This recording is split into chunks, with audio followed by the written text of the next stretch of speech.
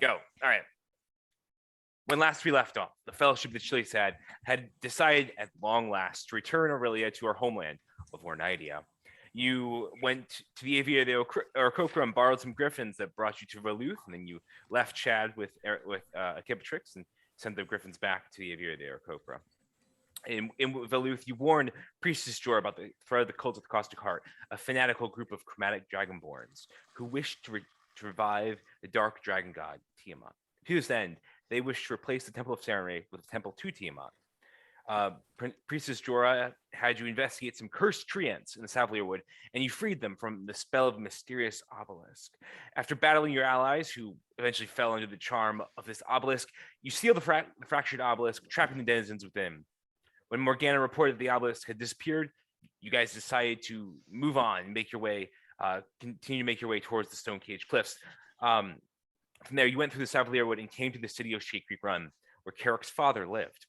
Almost as soon as you entered the city, you were attacked by several mechanical monstrosities called Retrievers, which were being controlled by a pallid elf on the hill.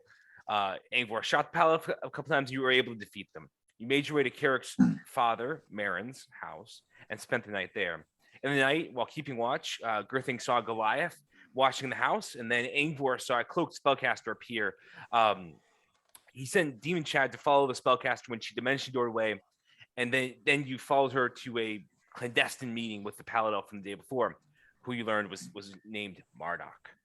Next morning, you went to the Great Cherry Union and you asked Sarandale about Marduk and about the symbol that you found on the Retrievers. You learned the symbol was the symbol of the Myriad, a criminal organization that had been found in Eurosa and was sort of ubiquitous throughout Wildmount.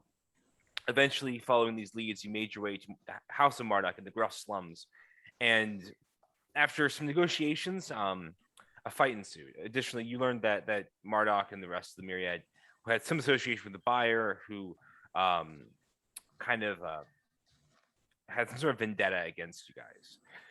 After fighting Marduk, the spellcaster, a half-orc named Urag, who was associated with Jagantos and the Goliath, you defeated them, slaying Urag and cutting off Marduk's arm.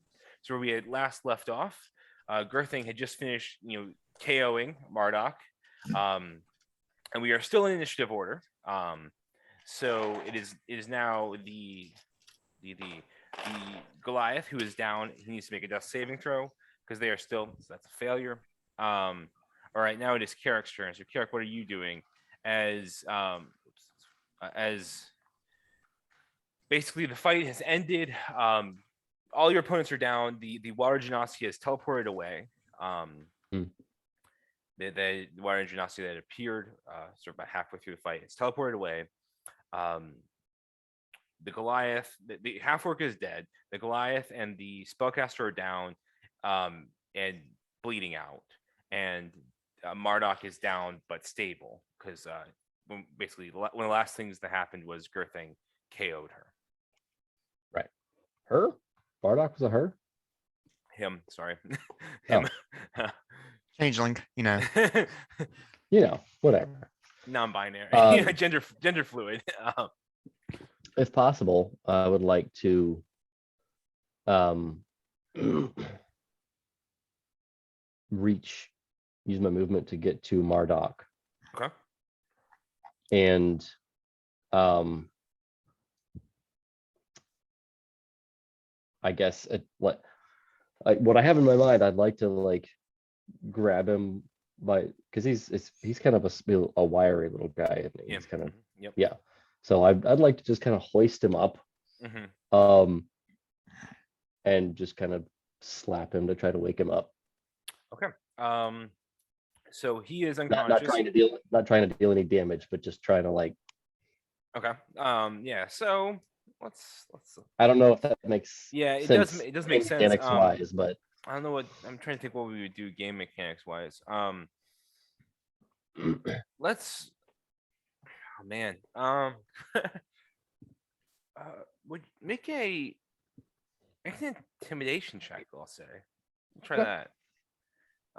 It's the best thing I can think of at the moment.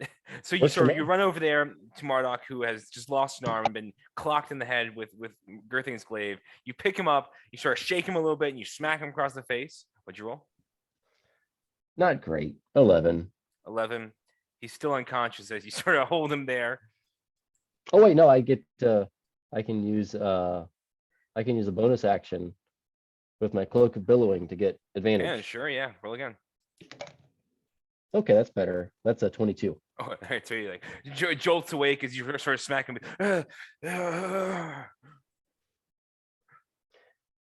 All right, now let's try this again. Yeah, Like holding him up. yeah. Who is the buyer's contact? He sort of looks around.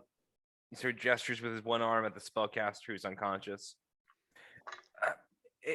Ayla. Do I trust him? Yeah, make an insight check. Not my best. But that's a natural 18, so 19. He appears to be telling the truth. Cool. All right. Kind of pat him cheekily on the face and just drop him. All right. So you start dropping to the ground. Sort of collapses in a heap. I don't think I have anything left on my turn to try to go over to her and stabilize her because she's still making death saving throws. That's correct. But that's that information is out there, so that'll be my turn. Mm-hmm. All right. What were you going to say, Asher? So are we trying to keep him alive? Is my understanding. Okay, so you weren't here last week. Yeah, there is. I think. What do you guys think? I mean, I would say Yeah, there was an interrogation. That was kind of Yeah. my thinking because he seemed to be kind of the point man for this whole attack against All it. right. Let the time expire, but the other two seem to be important. Yeah, and it turned out that they were in cahoots with the buyer, and he was the one who had an issue with us and had put out a hit against our lives.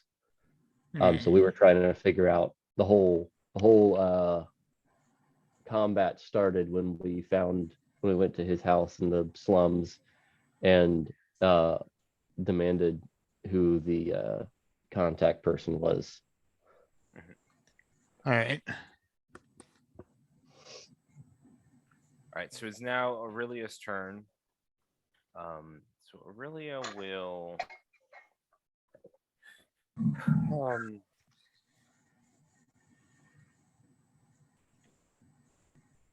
So she just saw him.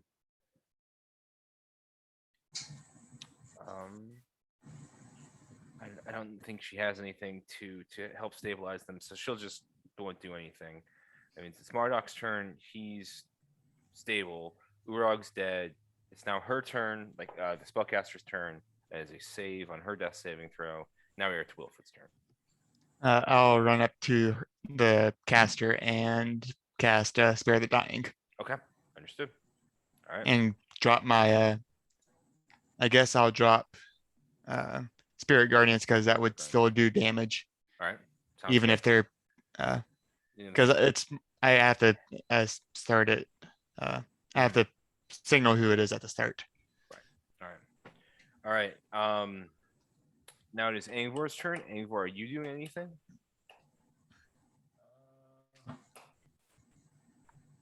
Did I notice how the Genasi disappeared? Let me double check how the Genasi is. Like, could I have seen what kind of spell casting? I mean, as a spell myself, I could recognize It was Dimension Door. Gotcha. That's right. So Which I think is a range of 500 feet. Yeah. Meta. Angvor, you have that spell, right? I've used it before. It's in my cloak of the monk. Yeah, so I have that ability. Yeah, I mean, nothing much. I'll just kind of hang out where I am and kind of go over to the spellcaster and be around her, wait for her to hopefully wake up, and so we can question her later. But no, All right. not doing. All right. Anything? Yeah, I don't think there's anything for me to do here either. All right. So then it's back to the half giant. He saved on his death saving throw. You're back to Carrick's turn. Carrick, what are you doing?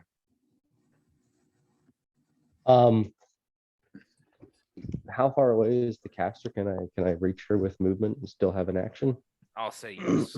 I don't have the dungeon fog stuff up anymore, but I'll say All right. yes. So she, caster, he, she, whatever, whoever it. She.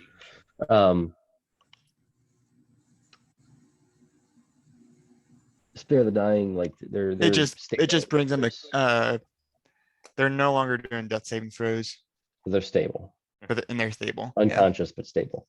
Yeah. That's correct. Then I guess I'll just do basically the same thing. Okay. I'll just try to wake her up. So Yeah, make Yes, an it's, intimidation check the same way. You might want to make sure she can't cast if you do that. yeah, that's a good point.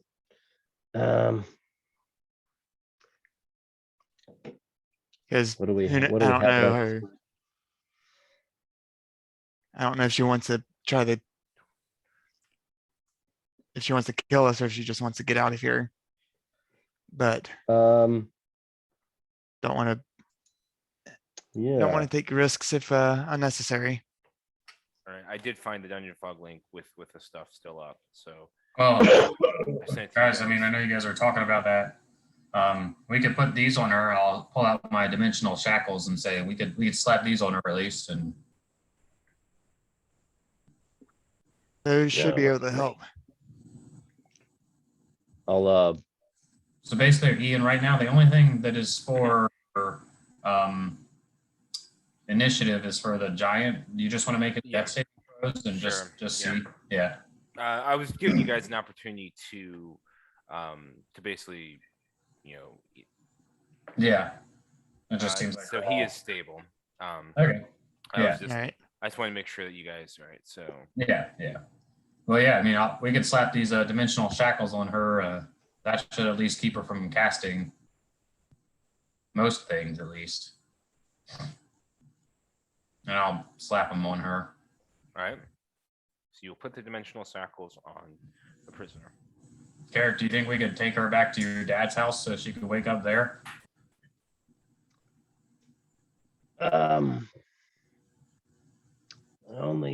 my only concern is that blue lady. I don't know where she is, if she might show up. Yeah. She might show up with more, cause trouble for him.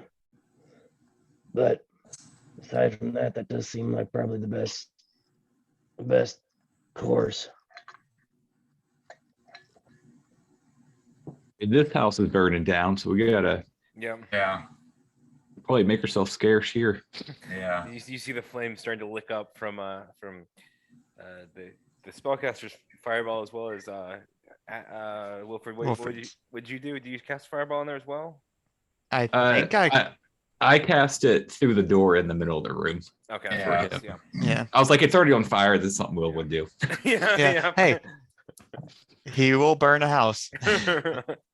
All right. Is the giant in the house? No. So the giant is right there. Yeah. Exactly. Okay. I don't know Yeah. if who is doing that, but That's that me. is the Yeah. giant right there. I don't Well, know. I mean, we should get out of here before people see us kind of crowded around this burning house. Let's get Marduk and the spellcaster here. We need to get them out of here. All right. So I can carry one of them. Are we taking the giant with us too? I think we should just leave him. Or is this Shady Creek? yes, This is it Shady Creek Run, yeah. Okay. All right. All right. Yeah, so, let's go. All right. You can carry Lead him. the way. Yeah, I'll carry one of them too. Okay. So you have an unconscious giant, you have a conscious one-armed pallet elf, and you have an unconscious drow spellcaster that has these dimensional shackles, which are normally decently large. They sort of shrunk down to the size, so they fit very snugly around her wrists. We're just leaving the giant, is that right? That's the plan. That's my plan. Yeah, Alright. that works for me. All right. I'm going with the flow at the moment. Anyways. All right. So who's taking the Paladin Elf and who's taking the Spellcaster? I'll take the caster. Okay. All right. I'll pump a cure wounds in the Carrick just before we go. Sounds good. Then I guess I'll take the elf. Thank you. All right. Ooh, that is 13 points of healing damage. All right. Max healing. Do you mind just making a quick as you try and grab Marduk? Do you mind making a quick athletics or acrobatics athletics check for me, please?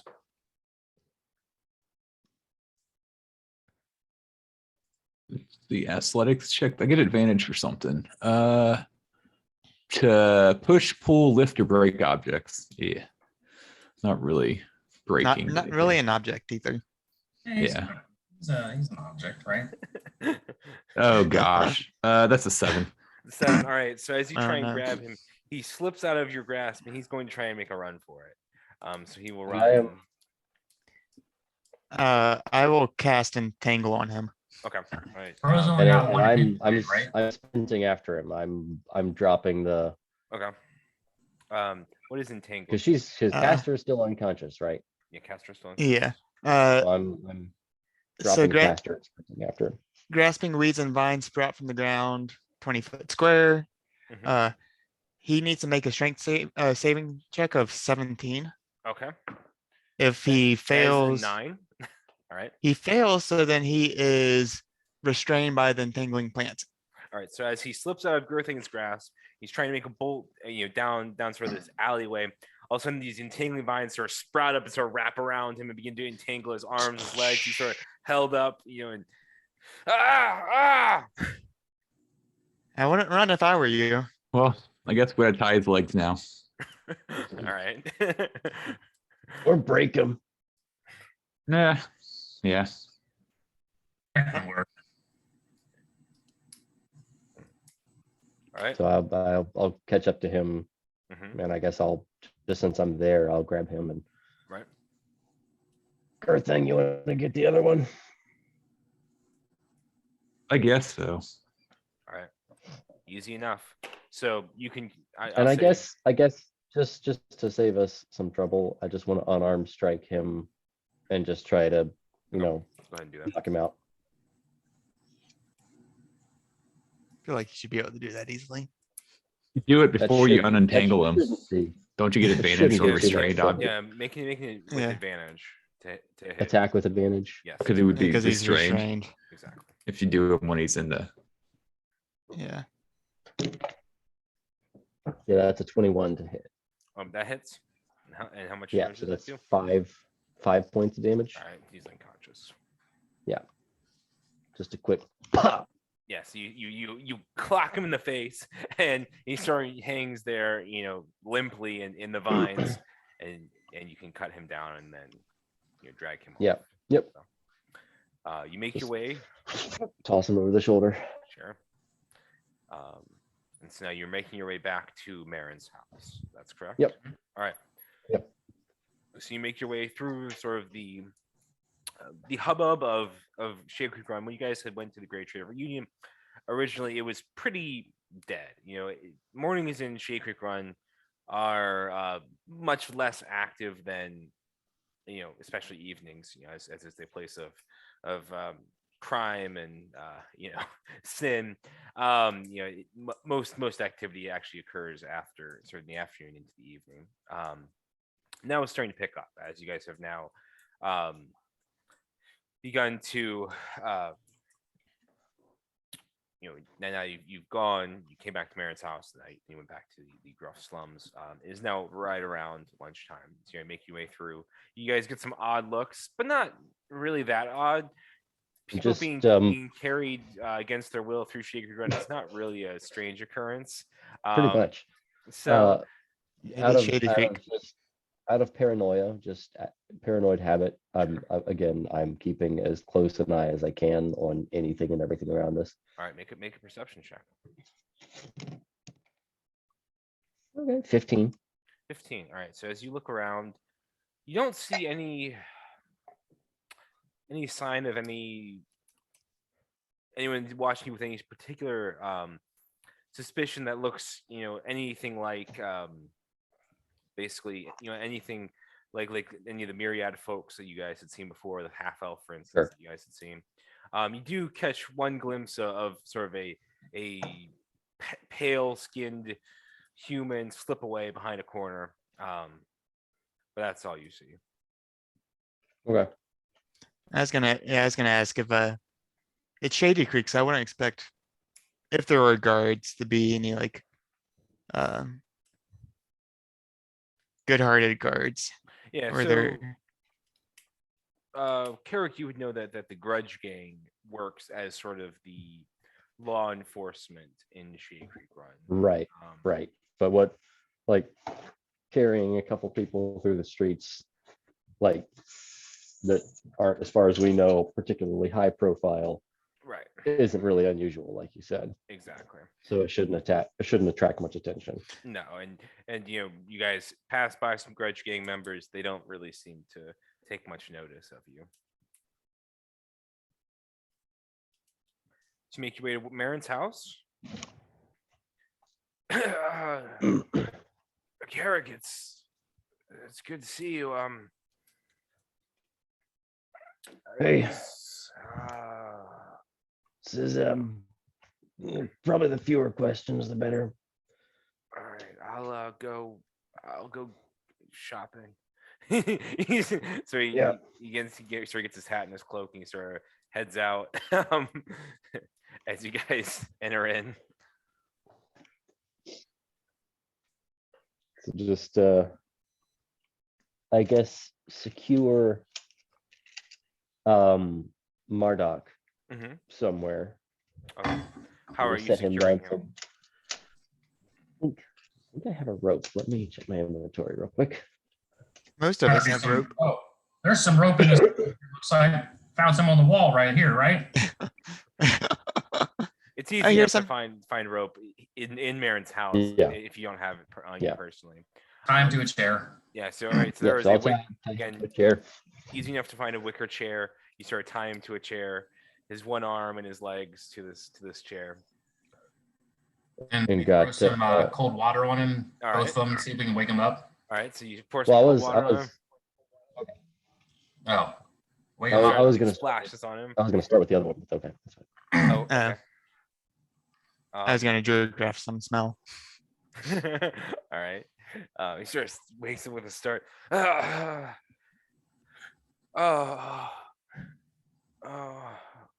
Why? Why? I cast light.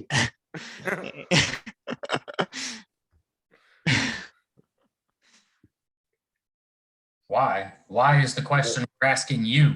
Why? What are you new to Shady Creek Run? I told you the buyer wants you taken out. I don't know Yeah, why. there's your check. why. Insight check. Make an insight check. That's terrible. That's a 12. 12. Seems forthright enough.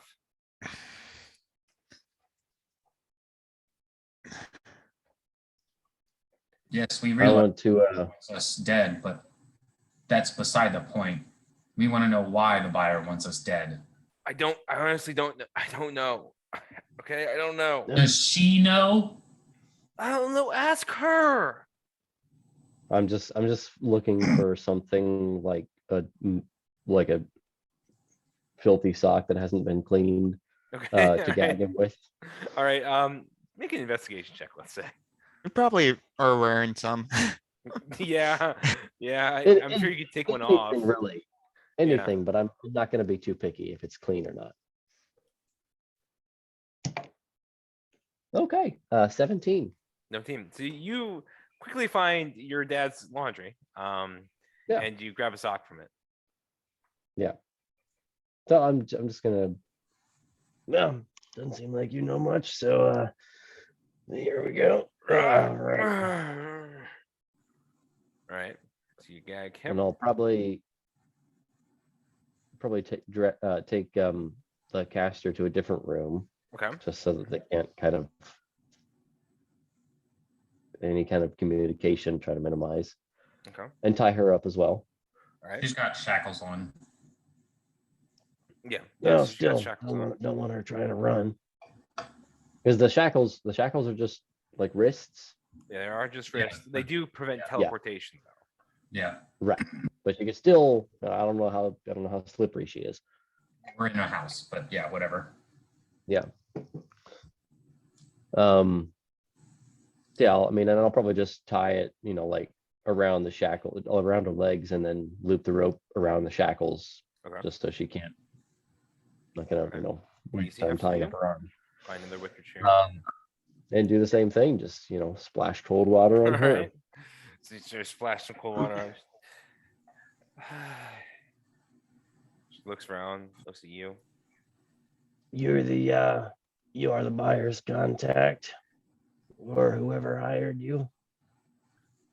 I am the connection with the buyer. Yeah. So here's what's gonna happen. Your house in the slums is burned down. The rest of your party is dead. So you are going to tell the buyer that you've carried out your mission. You're going to tell him that there was a bit of a scuffle. If you want to tell him maybe there were some casualties, that's up to you. I really don't care. But you're going to let him know that you did what he asked. It's done. Nothing more to do. And you're going to carry on with your life and forget this ever happened. All right. Make a deception check for me.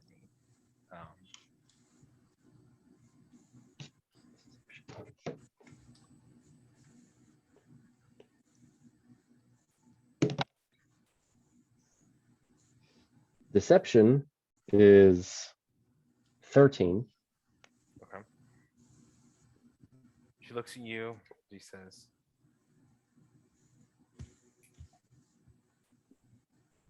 "It's hard to fool someone from Shade Creek Run than that."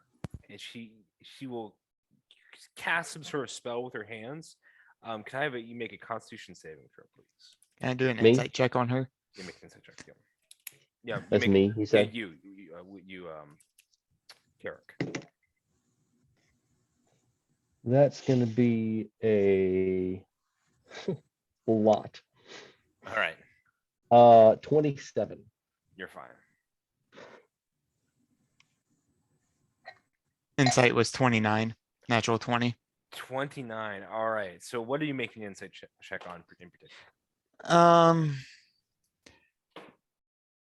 I guess, so I know she didn't believe him, but see what she is, I don't know. She had some reason to be here. See if I can gain anything about that, but gain anything about, what her relation is with the buyer. Okay. So when Carrick mentions the rest of the party, that all her friends are dead, there appears to be no remorse, no anything. When Carrick mentions the buyer, it was of course a glint of recognition, a little bit of surprise. I don't know if she knew that you knew about that. But it doesn't appear to be anything. I mean, it's just because you haven't had a lot of interactions. It appears that she knows him. A little bit surprised you know him, but that's all you can get with that interaction.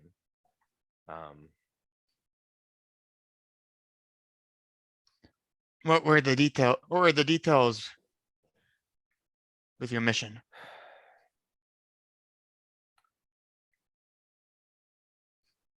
She looks at you. What? Why should I tell you? Because as I see it, we're the only way you're getting out of here alive. You wanted some. I don't know how to describe it. Like some sort of leather necklace, amulet, something like that. Said he would pay a hefty sum for it. At the mention of the amulet, my eye will perk up. Mhm. Listen, we know about this amulet. This amulet is not with us anymore. That member of our party has left. You are looking for the wrong people. Sort of leans forward, This mess for no reason. leans forward with the shackles around her arms. She says, She what? she sort of leans forward with the shackles around her wrists, and she says, "The buyer will pay handsomely if you help retrieve that amulet." Oh, I'm very aware of what the buyer will pay for this necklace. I was offered first. You are I am not new to this buyer myself. I've known him longer than you. Met him before. He offered this mission to me before he offered it to you. Sort of leans back. And where is this member of your party now?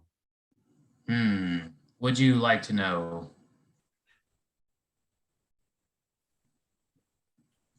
Perhaps the buyer would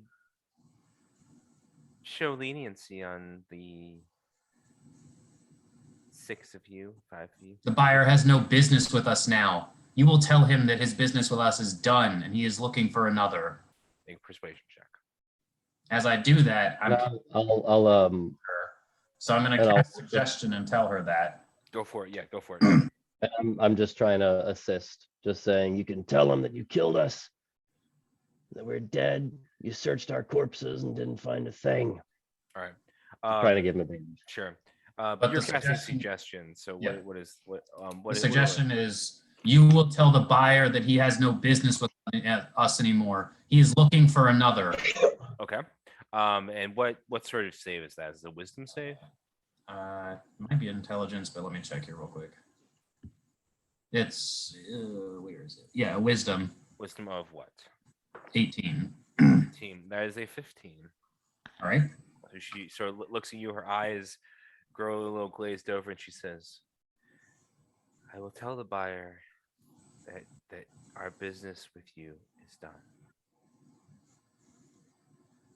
I'll ask. How do you contact him? Can you do it right now? So she casts Wilfred, you would know the sending spell, and she says, "Buyer, the party you sent me to find are dead. My business with them is concluded." And she ends the spell. He's looking for another. I mean, that part's supposedly tried to be included is like he's looking for another. So He's looking for another what? yeah, Another person. another person, Oh, basically. yeah. Someone else has the amulet. Yeah.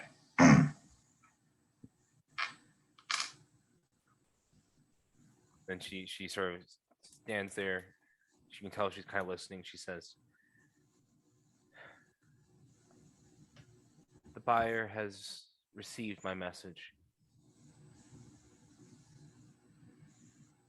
Good. That's kind of all she says because she's under suggestion still. Yep. He's done with us, right? He's done with you, yeah. I'm gonna see if that seems on the level. All right, make an insight check. So also, Ian. So I don't know how she would That's a 4.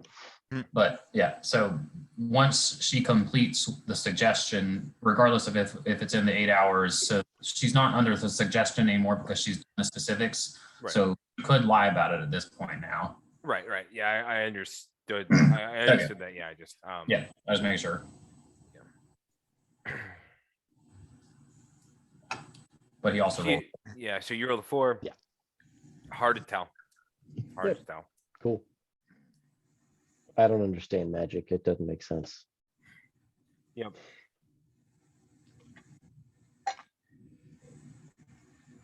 All right. So Well, what do all you guys- right. What you think? Should we just drag them back to their burn house? Just let them go from there? You know the area better than I do.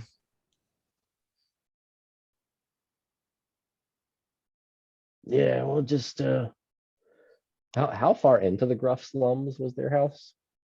So I said the Gruff slums was about a mile.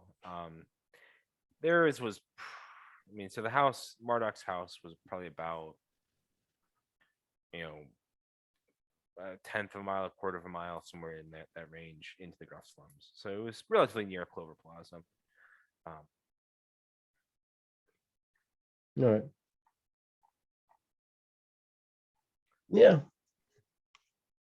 Say we just take them back and let them pick up the pieces. As he's discussing this, I'm gonna walk over to Girthing and just kind of say, hey, can you go up behind this and just knock her out and knock the other one out? We don't want him to know where Marin's house is. Just whisper secretly to Girthing and just have him hopefully, Go up and punch him in the back of the head, yeah, or elbow him back through the back. Sure. Probably would knock out. yeah. I had the same idea, so I see he's if I see he's doing that to Marduk, I'll go ahead and clock Sure. the caster. Yeah. Yeah. So whichever one, you can both go ahead and roll. They have the same AC, so it's not. It doesn't really matter. That's a 19 to hit. It hits. That's like 5 points damage, right? Yeah. Yeah, so whoever you hit collapses. What'd you roll, your thing? Well, I think that ends up being a 17 actually. Okay. Was it with advantage? Oh no, not with advantage. Because they're tied up anyways. Yeah. So They were restrained. So You could do it as many times. as you want till you Yeah, knock 'em out. it's 17. 17. All right, that hits. And then what? How much damage is that? My strength modifier is a +5, so I think it's 6, right? Okay. Yep. So they both So Girthing and Carrick go up and clock him in, clock him in the back of the head, and knock out both Marduk and Ayla. Marduk's gonna have a nasty concussion. He'll just forget everything. It's okay. All right. You're now not you supposed to sleep through them, I've heard. guys- Makes them worse. oh yeah, let's get him back there as fast as possible. All right, so you guys hustle back again. I'm sure you guys can carry them if you guys are planning on heading straight back to the burned rubble of Marduk's house. I wouldn't even take him all the way back there. I'd just get him roughly to the Gruff slums, All right, find an out of the way spot, maybe in an alley somewhere. Put him in the gate. sure, easy enough to do. I mean, yeah, the Gruff slums is not a place where there are a lot of No one's really hirelings, gonna ask drunks, questions. addicts in the Gruff slums, so you can just dump them just about anywhere, and people really won't bat an Maybe- eye. Maybe find a passed out drunk dude to lay him next to. Yeah, yeah. Give him an ale and just pour it on him. Yeah, just pour some beer on them and leave them there. Yeah, easy enough to do. You guys drop off Marduk and the spellcaster, All right, and so I guess now we'll from there head back to Marin's house and All right.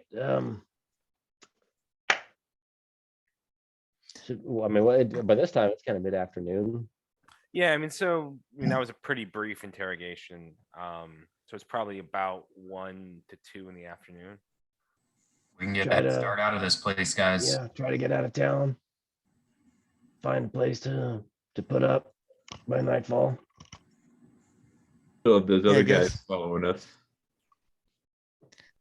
Oh yeah, we get the vampire guy. Nah, Yeah, well, at least that's just one problem. He dealt with Nah. their types before. Not two. I will make sure that everyone has a pitten Okay. in case we have a So yeah, I actually did some encounter. research on that afterwards. Obviously it is what it is about that encounter, but they're supposed to be metal. They're not supposed to be wooden, because they're used for climbing. Pittons are metal. Right. Yeah. Ah. So I was Oh, wrong. it has to be a wooden stake. Yeah. Oh, I see. That's what I thought. Yeah, Would I so- know? But I didn't know. Would I- I didn't know pittons were metal when that encounter happened. So And my apologies. But in the No, no future, worries. Yeah. that's not going to work. Um, Would I know of any place in Shady Creek that we could just get some wooden stakes? The woods. I don't know. I mean, roll a history check for me. Sure, why not? With advantage because I grew up here. No, because wooden stakes are relatively odd request. Oh, well, natural 20. It's an Okay, 18. all right. So, Mhm. you think about it. You think the lumberyard back up towards the Savalier Wood. I bet they would have, or better yet, the Blooming Grove. They might have some. And that's a place where there are clerics, right? They might have something, to deal with the undead or with,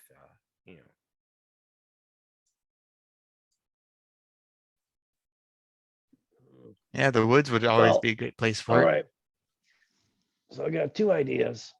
If we just want to find, maybe something to kind of prepare for whenever we deal with these vampires.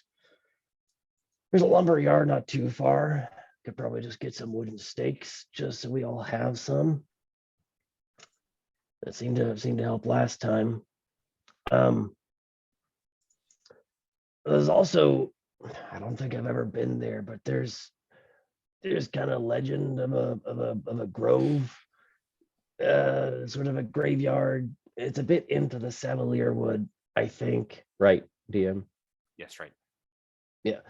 It's a bit of a hike into the woods, which I never prefer to do.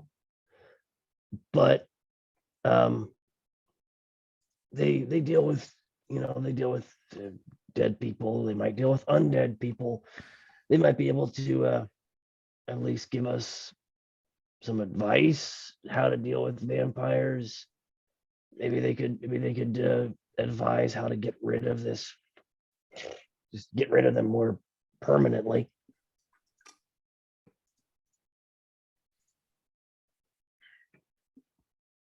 If it's worth the hike into the cursed forest. Whatever Which, I we're mean, we doing, trekked through to get here anyway, so it's not like it's terribly, new to us. because whatever we're doing, not permanent, it seems like. Yeah. Does seem like they keep coming back.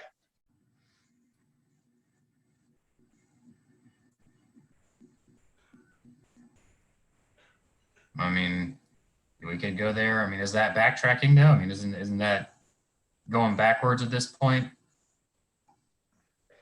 It would be. So it's up to you all.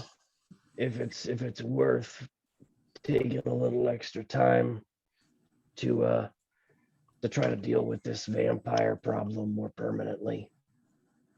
Sounds like Or we can just keep moving and keep winging it like we've been doing. I mean, we seem to have done all right so far. But those are my ideas.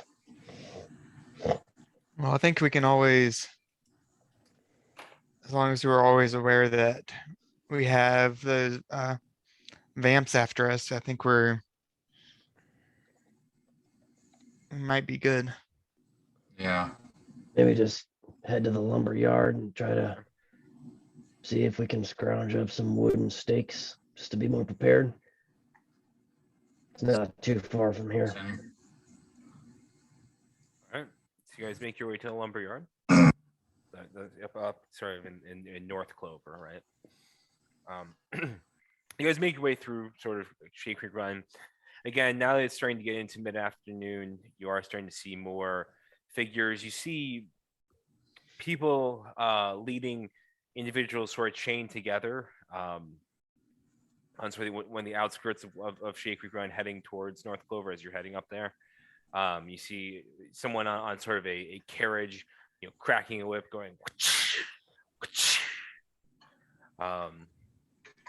You see, all sort. You see individuals sort of in the streets, sort of sitting on the sides of the road. Some nursing alcoholic beverages, some using sood, openly. And you sort of make your way up to North Clover. You see a lumber yard. It's a large sort of open space filled with sort of lumber. And it's all sort of this lumber of the Savalier wood. And you see a sort of pale, sort of grayish tiefling man, sort of dressed in pretty lavish and Victorian era sort of attire, with sort of an overcoat and some trousers, and he sort of looks at you guys, sort of smiles, sort of a toothy grin that doesn't quite extend up to his eyes, and he says, "Welcome. I'm Felix Mardoon. It is nice to see. How may I help such esteemed patrons as yourselves?" Well, there, sir. We just need to buy ourselves some wooden stakes. Yes, going camping. We set up camping, and our last set is just kind of worn out, so we're just looking to get some new stakes. Excellent. That'll be 5 silver for you. All right, how many would that get us? 20. 20? Yeah. Perfect.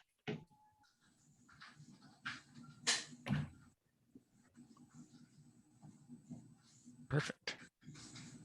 5 silver. All right. Thank you. Come again. It's been a pleasure. Yes. Are we ready to go? As far Or as I'm concerned, you any more Yeah. business? I've got none.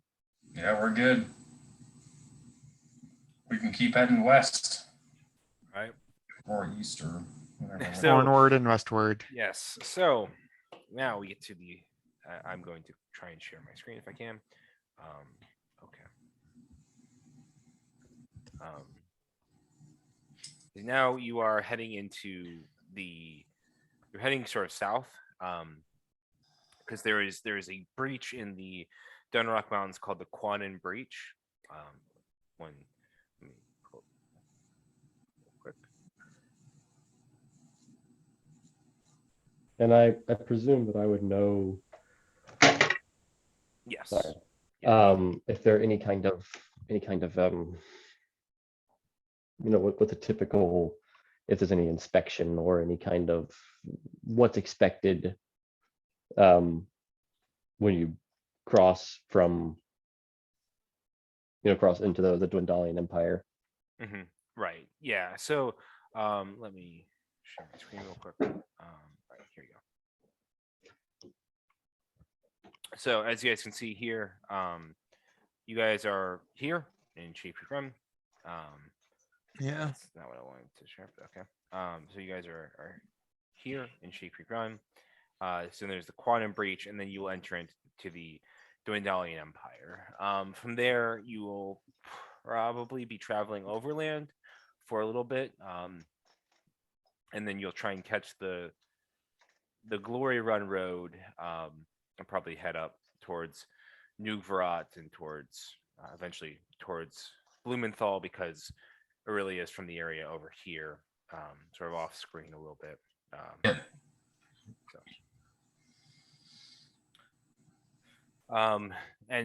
And so as for passing into the Empire,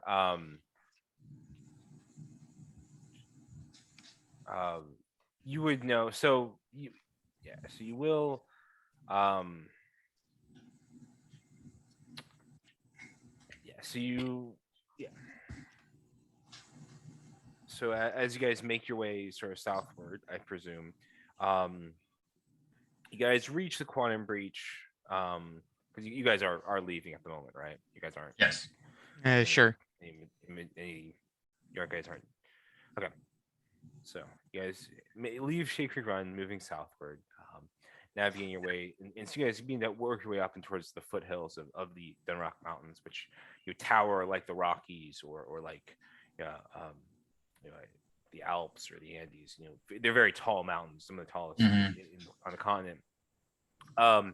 And so you guys sort of get up, and it begins to get, the air gets thinner, and you eventually reach sort of the small outpost of Crown's Guard that are sort of located here on either side of a 10-foot tall wooden gate.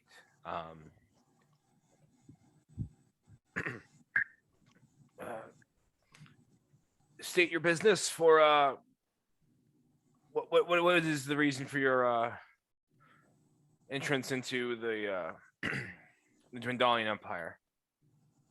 We're just traveling through, trying to get to. I can't remember the name of where we're trying to get to.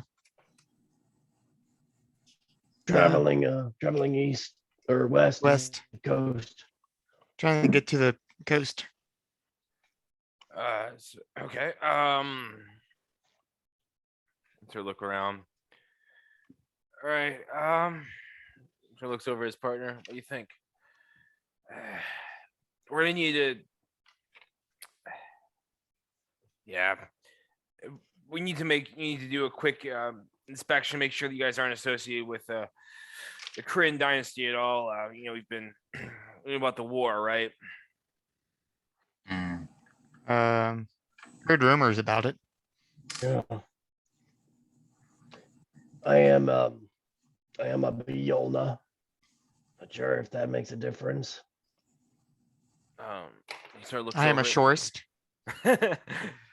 So there's a look of recognition when you say the name Bjolna, Carrick. Actually, a look of recognition sort of passes across this guy's face.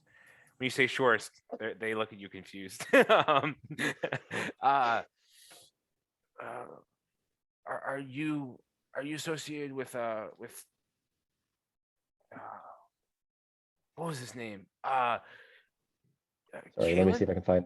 Yeah. It's Kalen. Docs. Yeah. Are you associated with Kalen? Relation, yes. Oh, well, come on in. Just remember, they sort of look at you with your garb of Saren Ray. Wilfred, just remember, it is unlawful to worship any gods except for the ones that are, approved by the Empire. Of course. Of course. Well, welcome in, and then they sort of let you guys through. Thank you. I wasn't the one that decided this garb was was indicative of Saren Ray. Yeah. All right. So you guys enter in through the quantum breach. You enter in, and although there are major thoroughfares, Shade Creek Run is not really off the beaten path the way that, say, Valuth is, or Palebank, or even Palebank is. But it's also not a thriving hum of commerce in relation to the Dwendalian Empire, especially with there have been more restrictions of late, I'll say.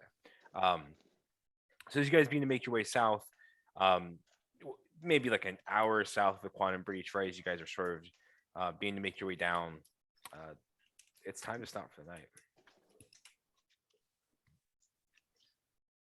Cool. Let's What I know, like as we cross Mhm. the breach, what I know what would be the kind of the best direction to head in to reach a good safe place to stay for the night by nightfall. Sure. Yeah. I mean, Nugvarot would be the closest sort of safe place to sort of spend the night. And so, that would be basically south, a little south, but mostly west of the Quantum Breach. If you want to make your Oh. way there, that would probably Yeah, be that head us in that direction. yeah. So as you guys begin to make your way that direction, you guys will have to spend a night out sort of in the wild, but and then Wilfred, you did mark down the 2 hours of reading. 2 hours. Okay. Yeah. And as we leave the breach, just hearing the guard talking about glancing at Wilfred and reminding us about the approved gods. I'll just as we leave, without out of earshot, I'll just say, Yeah, I don't know if any of you are terribly familiar with the Empire, but they are a little sensitive about, what gods you worship. So I don't know who is likely to recognize your attire, your outfit, but if you've got some more, Apparently, I always wear my attire. Apparently, I don't know why I'm always wearing it, but every time it comes up, I'm always wearing it. Apparently, It's like The Simpsons and all these other shows where they have 95 different outfits of the same outfit. That's all you have. They're all yeah, apparently it's the only thing I have. I Yeah. don't know why. Even though I have armor and You wear it over top of your Boots. armor. it's over armor. Yeah, you have different. That's the brand. It's over armor. Yeah.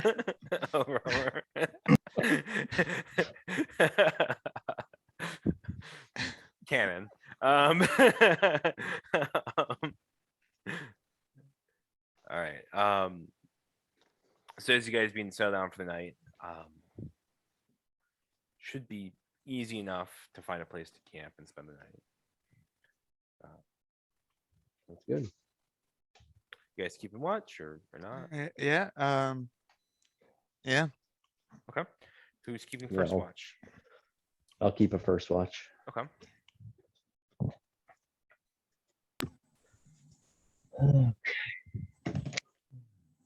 14 perception. 14. So you are sort of looking out into sort of the darkness, sort of keeping watch. And you hear sort of the pounding of hoofs and the thrum beat of men as in sort of you hear and you see even you guys aren't that close to the Glory Run Road yet, but you can see off in the distance sort of a column of soldiers marching from west to east, heading towards sort of the boundary with Jorhas.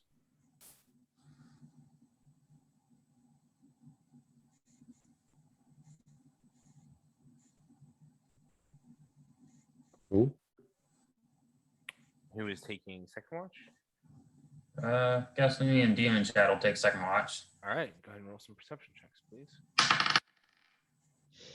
Well, I have an 8, and Demon Chad has an 8. All right, so you guys don't see a whole lot as you guys sort of stare out into the darkness.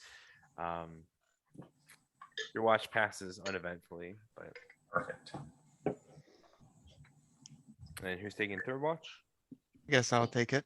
Okay. Perception. Mm-hmm. Ooh, that's a 12. So 12. Okay. So as you're looking out into the darkness, it's warmer than basically anywhere you've been. Now, this is by far the farthest south you were, and when you were up in sort of the Dunrock Mountains, it was still, it was chilly because it was at altitude. But now it's gotten a bit warmer, and so as you look out, you sort of see sort of different things, and you sort of imagine the Lotus Den, and it sort of brings back sort of subtle memories of that as you sort of move into this warmer weather. But you don't see anything of particular interest. It's warm like home, but there's no trees. Yep. All right. So day 2, you guys are heading towards Nugvarat, I suppose. Yeah, long rest. Longest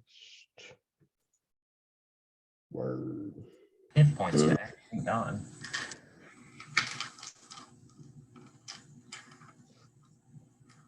Yeah, let's head on this morning, guys. Let's get an early start here. All right. So you guys can you spend the morning sort of moving from across the Wendalian Empire towards Nogvarat. And you guys eventually do, sort of around midday, reach the city of Nugvarat, which is a austere and functional city. It is not sort of as filled with crime and sin as Shake Creek Run. It is not as homey and sort of charming as Veluth. It is not as wealthy and ostentatious as Uthadurn, and it is not as sort of striated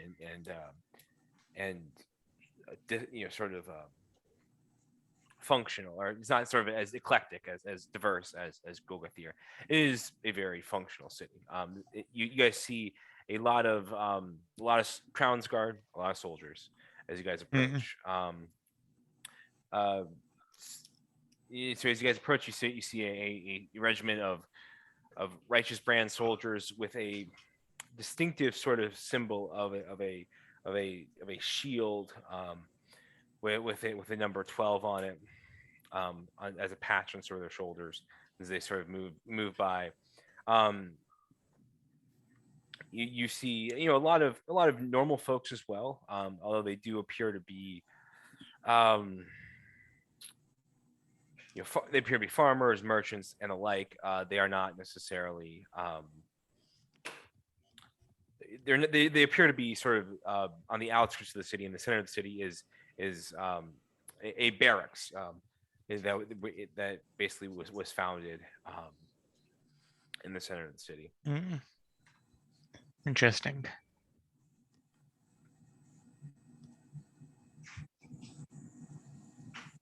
The city is mostly human as well, with a small contingent of dwarves, and smaller contingents of other races. And this is Nogvarat.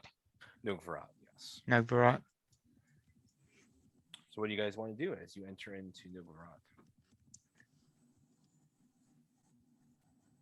Guess we're near where we can get a main road. This is on, basically does connect to the Glory Run Road from here.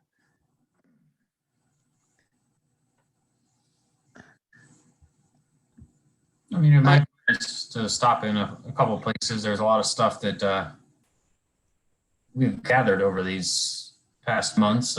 Could be good in a fine city like this to maybe offload some of our unnecessary items and maybe just a few more. Okay. If anyone needs anything. Yeah, about right. Sounds right. Sounds good.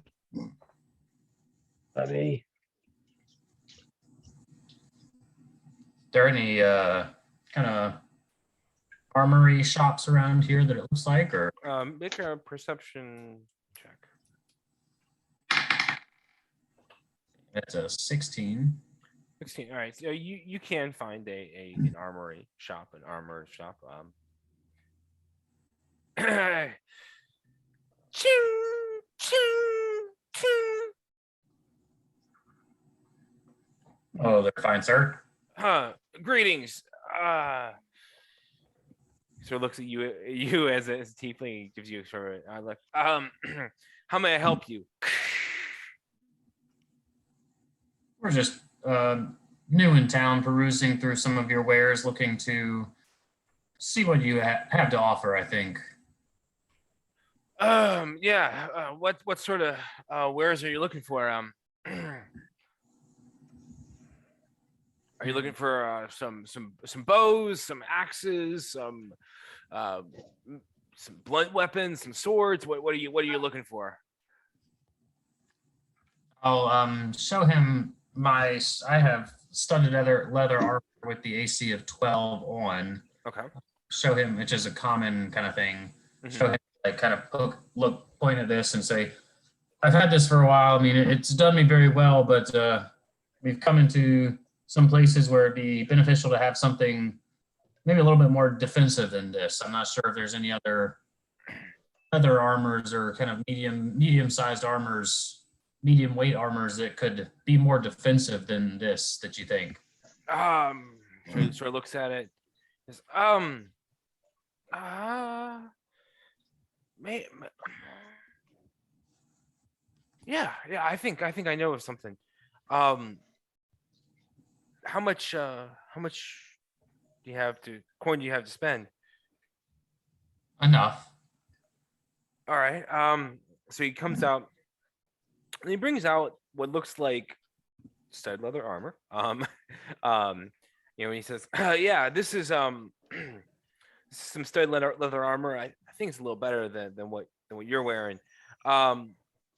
But it let me show you. So he sort of puts it on, and he snaps his fingers and it turns into sort of a normal set of clothing. Or you know, he snaps his fingers again, it turns into sort of like plate mail armor.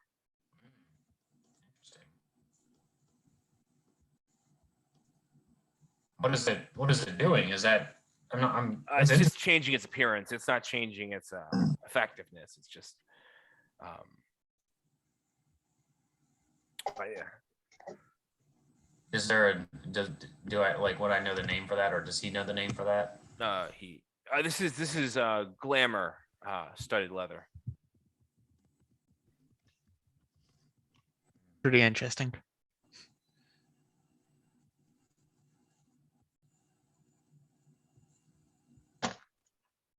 How much is that item? 740 gold pieces.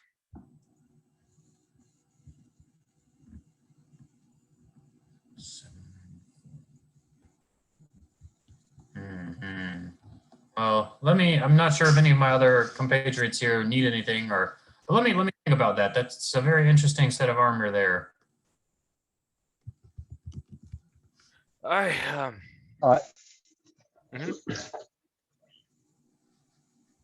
But if he's done, I don't know. Yeah, I think you're done, right, Nathan? If anybody, I mean, I'm thinking about it. I didn't know, but if I was just also looking at it to see what it was real quick. Carrick? Yeah, if I'm wondering, do you know if there might be anywhere in town that I could purchase some platinum? Could be coins, or if there's just scrap. Doesn't really make much difference. I just needed the platinum as a material. I got a friend who's got something he wants to do with it. Yeah, I can. There's an exchange. What do they call them? Someone who exchanges money towards or up towards the barracks where the Aegis live. But I don't know about any just platinum. But yeah, I'm sure you can get platinum coins. Coin, that's fine. Yeah. I That's don't perfectly know fine. anything about the metal itself. My apologies. No problem. Yeah, just point me to the currency exchange, and I'll check them out. Yep. So he points you towards sort of the center of the town where the barracks of the Aegis block are, and there you see what looks like a series of competitions that are going on. Looks like one looks like a boxing bout between two individuals, and you see somebody sort of in the middle, sort of taking bets, and you quickly glean that the individual, the blacksmith, was talking about that individual. The individual is taking bets. Right. Yeah. So he started walking around taking bets in the boxing match. And there's also, some two people playing a game of stones. And there you can see a pile of coins and spectators surrounding them as well. Gotcha. I'll well, I guess as we're heading in that direction, assuming that we're all together. I think. I'll Well, just- so if you asked him that, I'm gonna have looked into my inventory. I do have some things that I was gonna trade too. I was looking, that's what I was. Sure. So, okay, yeah. well, yeah, so, sir, how about this? I'll pull out my armor of force resistance, my leather armor of force resistance, Mhm, my regular leather armor, mhm. and I will point to the armor that I'm wearing now, the studded leather armor that I'm wearing now here, and I'll also pull out my gloves of swimming and climbing and put all that onto the table and say, these gloves here, they give anybody who wears them the ability to climb and swim with ease, and you gain a lot of extra strength when wearing them as well. And this armor right here, it seems very small and nimble, but it is very, very resistant to very certain types of damage. I could stand in a lightning storm and basically take no damage, trying to give him the idea that it's force resistance. I don't know how else to explain it to him. Mhm. Yeah, resistance, lightning. Yeah. Sure. Yeah. He looks at them and he says, "You got How yourself a about- deal." Yeah. And I'll Shakes your do hand. all this, and we can make that deal with that glamour armor there. How about that? Absolutely. Oh, great deal, sir. I appreciate that. Shakes your hand. Takes the 4 items you gave him, right? Yep. And then hands you the the glamored studded armor. Awesome. I'm looking around for shields. Okay, yeah, there are plenty of shields hanging on the walls here if you are interested in, depending on Yeah. what sort of shield are you interested in. Yeah. This one looks fairly interesting. Is there any magic shields? Any magical? So he sort of like, look, you looking for what sort of shield are you looking for? He's sort of looking at you and sort of This one seems to do pretty well, but there's some that I don't know, have a little bit of magic to it that help a little bit more. Yeah, I mean, looking at you, looking at your group, I have something I think you guys might like. So he goes in the back and he pulls out this sort of bejeweled shield that has sort of a sort of Poseidon-like trident in the center with sort of different intricate sort of patterns in the end. He sort of looks at, this looks like something you'd like. It's got something to do with magic. It helps you with something. I don't know all the details. I'm not actually in magic, but it's sort of this sort of shield it'll help with your armor, of course, but it'll also help with some spell protection as well. Can I cast detect magic? Sure. Yeah, you can. If that's okay. Yep.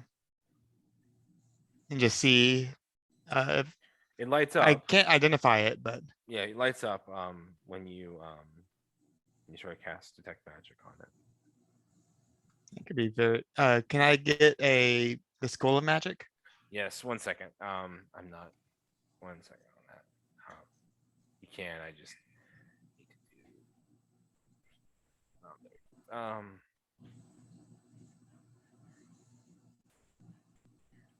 So it is a.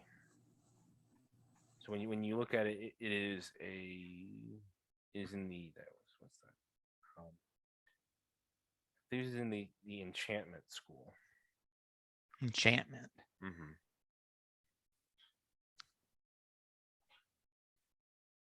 Do you know, you don't happen to have any idea of what, I mean, I'm not that. curious. Yeah, I mean, I'm not magically inclined, so all I know is the person who sold it to me was one of those one of those magic wizard people, you know, the ones associated with and then so he said that it had some sort of magical connection. Insight check? Make an insight check. Go ahead. 18. 18. So he is telling the truth, and as he sort of is fumbling around looking for the words, he says, the assembly, one of them, Yeah, I might be interested in this. the Cerberus assembly, that's what it was. Yeah, I'll probably be interested in this. How much are you, 800 gold. 800? How about?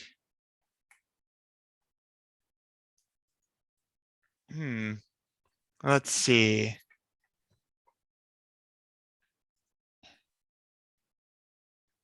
I got this, 100 gold of diamond, emerald, Mhm. I mean. So here's a emerald and, I think, sure, why not? Let's go in. 700 gold. All right. So Uh. yeah, you pay, and he gives you the shield. This is a. Sorry, I just had it.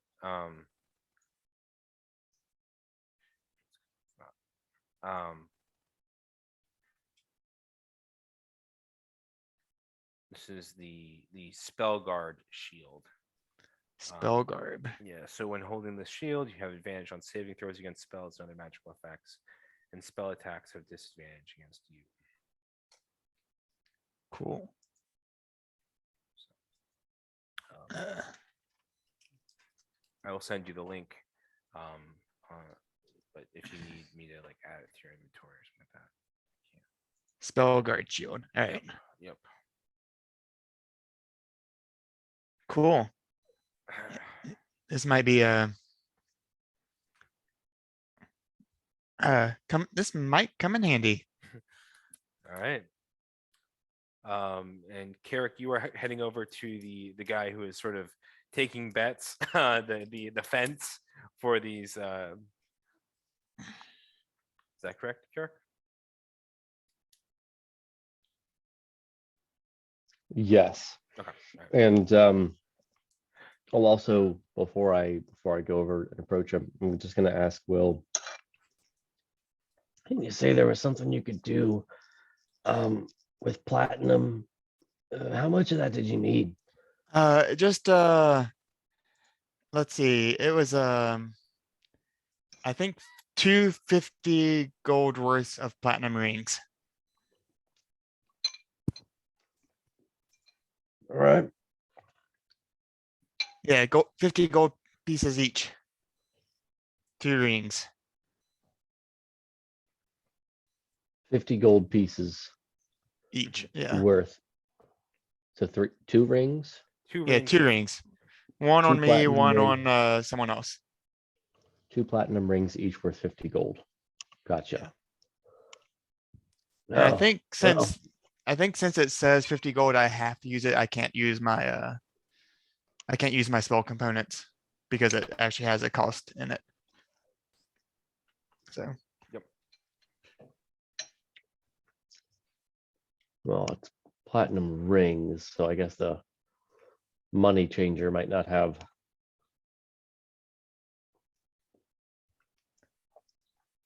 you could Go ahead. At a jewelry shop. Yeah, here's a 50 gold if you manage to find enough. I'll give you 50 gold for it. Or 100 gold if you since it's technically my thing.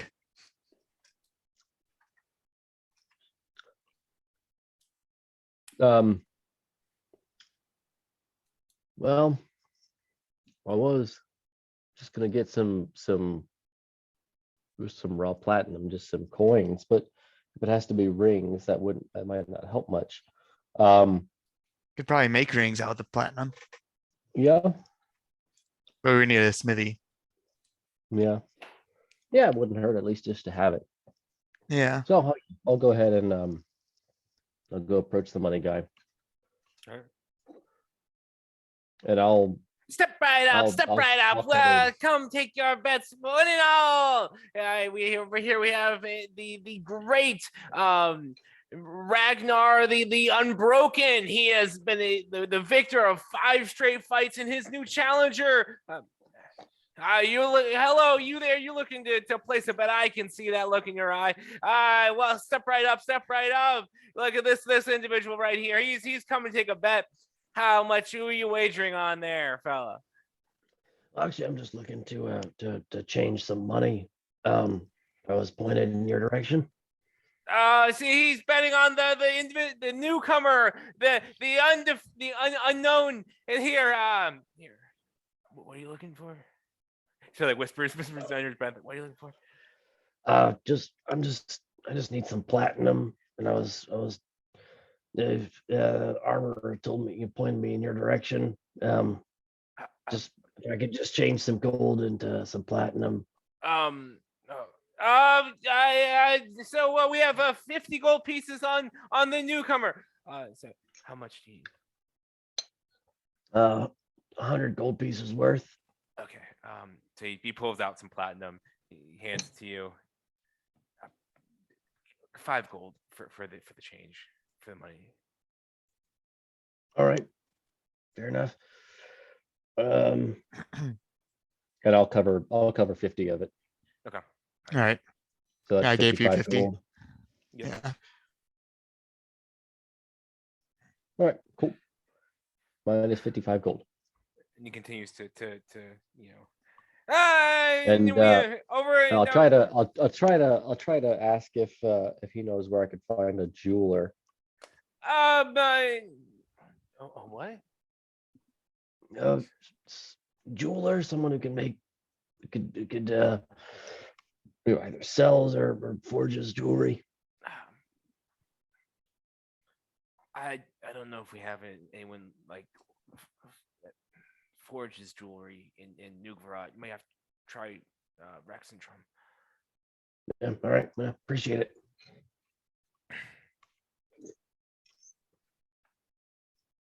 Yeah, he continues to sort of be his hawking his trade. What do the contestants look like in the fight? So one looks like some sort of mountain dwarf. That looks like he doesn't. So what the Ragnar the Unbroken looks like a sort of human. He looks like a soldier. He has sort of the haircut of the Righteous Brand.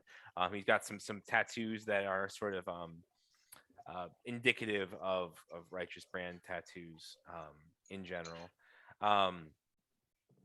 And the other guy, so there's sort of a mountain dwarf on the other side. He doesn't look like a soldier. Unclear exactly what his background is, but he's sort of big and he's got these thick arms with thick, they're as big as and so the two individuals sort of,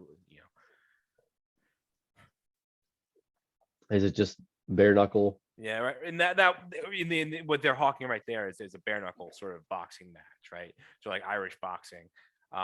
But there are other things to bet on here. There's some individuals playing a game of stones. There's animal fighting. This is kind of a gambling area where your soldiers probably gamble away their pay. Before I leave, I'll just get his attention one more time. How do I join one of these fights if I were interested? Well, so you see that individual over there, and you see this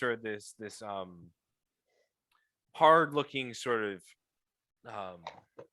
individual that he's older, but he looks a little bit like the other Righteous Brand soldiers around here. that over there, Osgarth. He's the individual who will would take new challengers. All right. Thank you. I'll go talk to Osgarth. All right, so you go over and talk to Osgarth. You start watching, silently as the two individuals begin to sort of circle each other in the bare knuckle brawling arena. Go there. If you want to How, place a bet, that's the guy over there. No, I'm interested in joining the fight. To raise an eyebrow. Indeed. Mm. What are your capabilities? Which competition? Just point at the two bare knuckle brawlers. All right. Sort of pulls. He has a clipboard next to him. Says, "Write your name down. I'll see if we can get you on the fighting list." Is there be able to fight sometime today, or I mean, what kind of? No. This is Yeah, I'm not gonna be in town long. Yeah, maybe next time I pass through. all right. Well, again, if you're looking to fight, you can win some coin. I am not sure you'd be one of the headline events at the beginning, but if you prove yourself, it is a way for you to make a good amount of money. Don't know what your background is, but there's a lot of soldiers looking to prove themselves here. So outsider like yourself would probably be able to find All a right. fight or two. Yeah, maybe next time through. All right. You Well, have a good one. Too.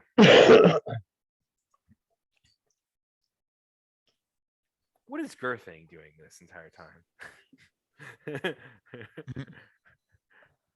You're muted. It doesn't unmute every time I click it for some reason. Nah. I don't know. All right. Hey, girl. I probably would have been placing a bet somewhere, but Getting into fighting. yeah. All right. Anything else you guys are looking to find? I would also see if I can find a potion shop. Make a perception check. Just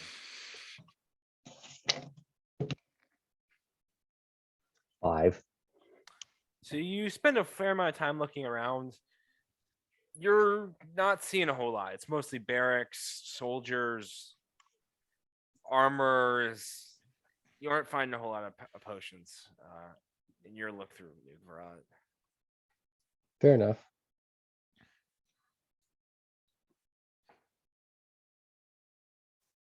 That's all for me. All right. I guess I would be looking now after that exchanging. I'd be looking for a place to settle for the night. Okay. Yes. Easy enough done. There are different inns around in Nugvarad that you can find and spend the night if you wish. All right. I guess mainly any would do. I What? don't think there's any Any inn? Okay. any inn would probably do. Okay. All right. So you head over to 1 second. One was stables because I think we still have horses. So Right. Yeah. So you go off. And there are plenty of inns. Again, Nugvarad is a decent sized city. And so there you go. So you head over. There are kind of different two different sections. Sort of there's the northern Scatters region. That's where a lot of the inns are. And so as you guys sort of make your way up into the Scatters region, you find an inn named Gnomish Delight.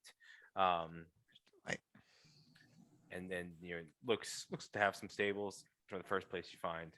You're welcome to continue looking around if you wish, but I don't think so.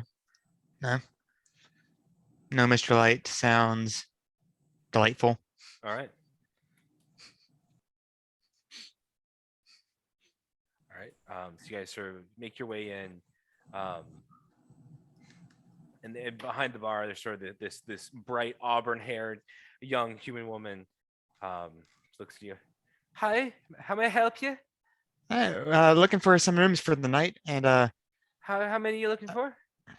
I think there's 5 of us, Five? and some room for our horses, a stable for Aye. our horses. How many horses are you looking to stable? We have 4 horses, or do we have 5? I think you have 4 because I think that Gerthing has been riding the broom this whole time. So 4 horses. Okay. It's probably be 1 gold for each of you for a room for one night. You said. Probably yes. Okay. And then 5 silver for the horses. All right. So that should be Yeah, I got that. 7 gold for the lot of you. Yeah, there's 5, and then Unless you want to share Yeah, a room. I mean, 7. So It's up five to you all. gold, five silver per horse.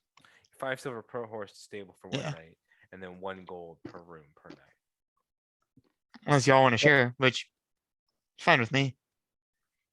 Just figured y'all wanted your own rooms for the night. Yeah, I'll take my own. Yeah, we're each get our own room then. So 7 gold, he said. Aye. There you 7 go. gold. I put down a gold and 5 silver. Guess I'll do that. The rest then. Okay.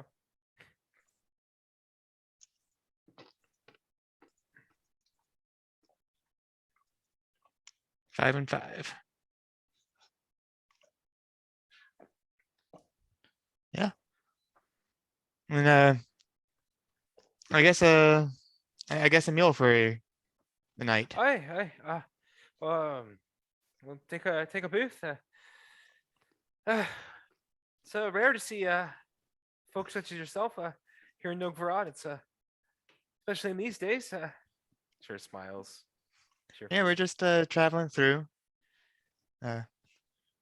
Just trying to get to the coast, you know. Aye. She sort of leans forward and she says, "Do you know anything about the Ogden Trust?" History check or Yeah, you can make a history check. Yeah. 11? No, I don't. 11. No, I don't know what that is. It's an association of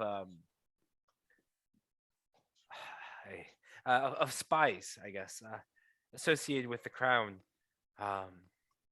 See that lady over there? She claims to be one of them. Are you one as well? No, I'm just a simple tavern keeper. Insight check. Make an insight check. 27. She is lying. Ah, I see. Not necessarily about being a member, not necessarily about being a member of the Ogden Trust, but she is lying about being a simple tavern keeper. Well, hopefully we can get some simple rooms. I sure, cracks a quick smile and is I guarantee your rooms will be free of intrigue and interest. Nods her head. Delightful. You guys are more than welcome to have a meal. Can I keep an eye on that woman? She, Absolutely. Yeah. yeah. Make a perception check.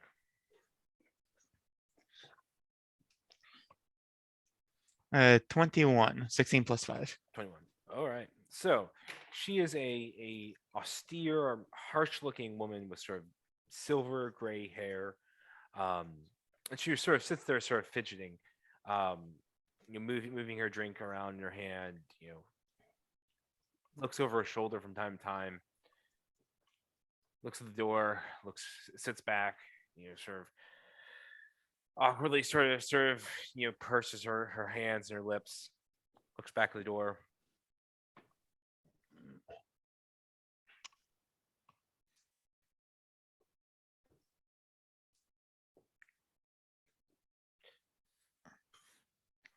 Well, everyone had a How good is your passive perception?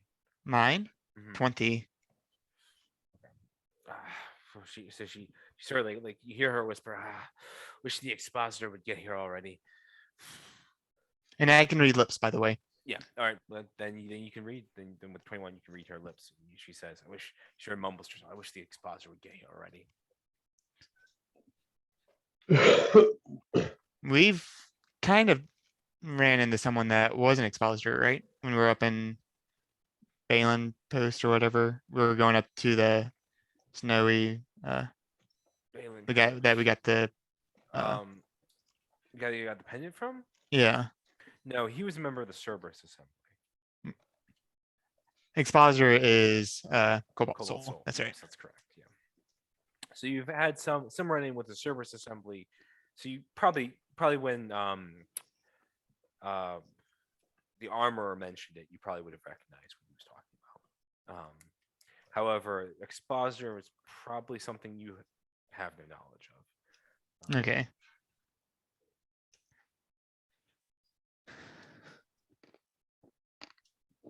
I'll say we, unless y'all have any, I saw you go up the, talk to someone, I don't know about what, but it looked like, you're making a bet or something. Do we need to stay much longer or is it one that we Uh, need to? I was one to join one of those boxing matches, but seems like they got a pretty long schedule.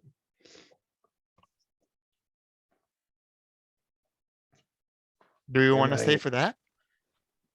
Sounds like fun. It would be fun.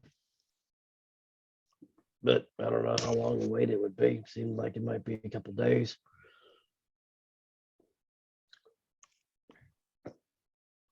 I mean, we're just, I guess, Aurelia doesn't necessarily want to get home immediately, but that's all we're really attempting to do at the moment. Yeah.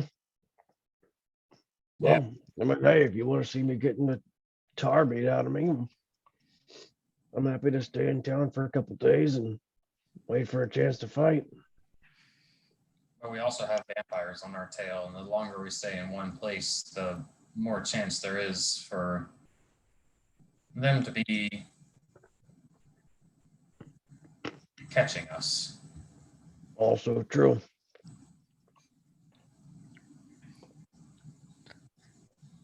Yeah. But I don't know if we're ever really gonna settle that until we, I guess, go back to Icehole Cross.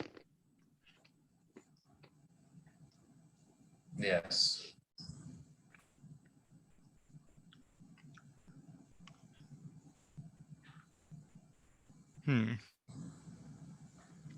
I'm one to not really stay around in a singular place for too long if there's no reason to. But I mean, it's up to everybody else. I mean, we can chill here for a little bit if we need to. But it is still quite the journey for us to make it to these cliffs. Yeah, I'm not terribly one to settle down either, so I'd just as soon keep moving.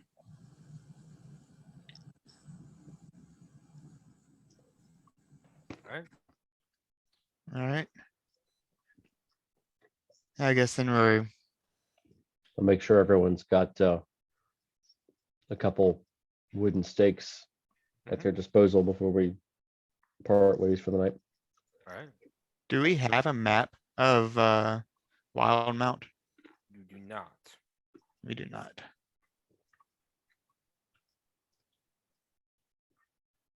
Is that something that we could eventually pick up on the way out? Yeah, I think probably you could. You probably need to look around a little bit, but especially in a place like Novgorod, which has such a large military presence, good maps are in high regard here, and so cartographers are probably more plentiful here than they are in Uthadur, and especially Sheikran, or sorry, Beluth, Golgothi, or something like that. Yeah. So, yeah, I might look for a map eventually, tomorrow before we head out. Sounds good.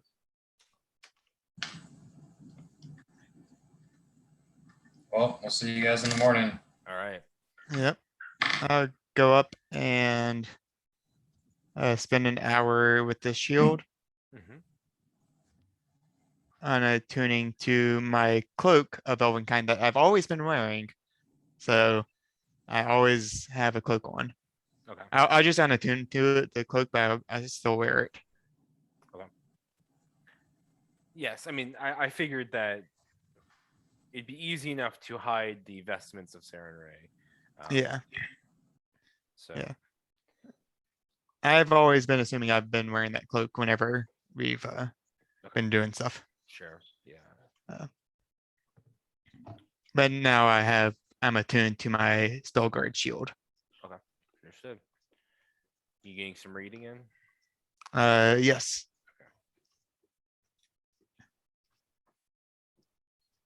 I will say you I will, probably get 3 to 4 hours of reading in if you go to bed early tonight. Okay. If I'll yeah, I say- guess after I'll go up to the room, Mhm. shield, read. Yes, probably 3 hours with the shield, I'll say. All right. All right.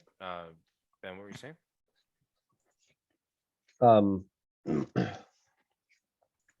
I will, when I'm alone, I'll pull out my sending stone Mhm. and just contact Horgroth. Yep. And just say, Hello, this is Carrick. It's been a little bit since I left, so just checking in on progress. Hey, hey, where are you? Who are you? Carrick, where are you? Carrick is Carrick. I'm talking from the stone that I gave you. Oh yeah. Oh, I forgot. Okay, it's still in my pocket. I forgot about that stone. Okay. I'm holding the stone up. Can you hear me now? Yes, Al. Okay, great. Great. Good to hear from you. Yeah. Just checking how the armor is coming along. Oh, the armor. Yeah. It's coming along. It's coming along great. Probably be done in another 4 to 5 weeks or so. Sounds good.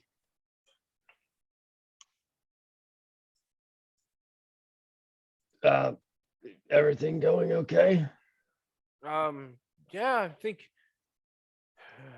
things. Andragora, they got rid of the mind flayers. And Andragora is back in charge, and I think things are getting back to normal.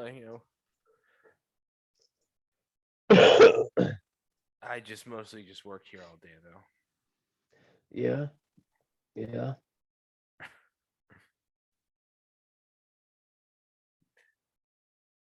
Okay. All right, bye. All right. Bye. And I never know how to end a stone call. Yeah, it's all right, so you guys are looking to head out in the morning. Yeah. Anything else you guys want to do tonight or the next morning? Either way. I guess, Yeah, I'm good. I mean, if Wilford wanted to find a map, yeah, I guess I'll go look for a map. All right. So the next morning, you guys get up, and you are looking for a map. Can you make a perception, or I'll say even an investigation check if you wish? I prefer perception. Okay.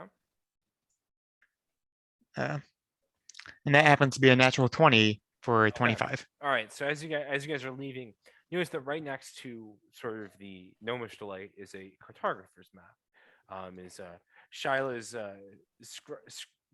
Shyla's scribes and scribes and Shyla's. Shyla's scribery, we'll say. I'll say put it that way. Knock, knock, knock. Hi. Hi. Hello. Hey, do you have any maps I could of wild amount I could happen to Yeah. purchase? Yeah. What are you looking for? Just one of the Zemni Fields, or the Marrow Valley, or the whole Empire? What sort of map are you looking for? Well, we're looking to go to the coast all the way towards I guess the cliffs. So anything Oh. that like covers that range. Wow. Out towards the cliffs. That's a ways out. Yeah. She sort of like begins to sort of pull down maps, and you see ones that extend. Some of them are a whole continent of Wildmount. Although you do note that areas in the Graying Wildlands seem a little bit lacking in detail from your time there. She pulls out one of the Zemni Fields. What does this look like? Do you like this one? Doesn't look like it goes as far as I need it to, does it? It might be useful for I guess for travel, but it's hoping to get more of like a overarching. Okay. Uh, So she goes up and she finds one that is it's of the whole Dwendalian Empire. What about this one? How do you think? You like this? That looks like it covers everything. I think. How much would this run? Probably about 20 gold.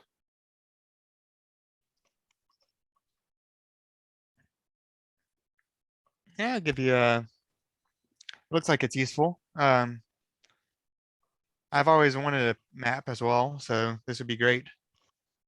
All right. Well, here you go. She hands you. I'll count out 20 gold and there you go. 20 gold map. You have a map of the Dwendalian Empire. All right. Great. We have a map, guys, for where I'm we the need to go. map, I'm the map. Hey. I'm the map. I'm the map. be really useful. I think that'll help us get to the destination a lot faster. Yeah, we can definitely see rivers and paths. Yeah.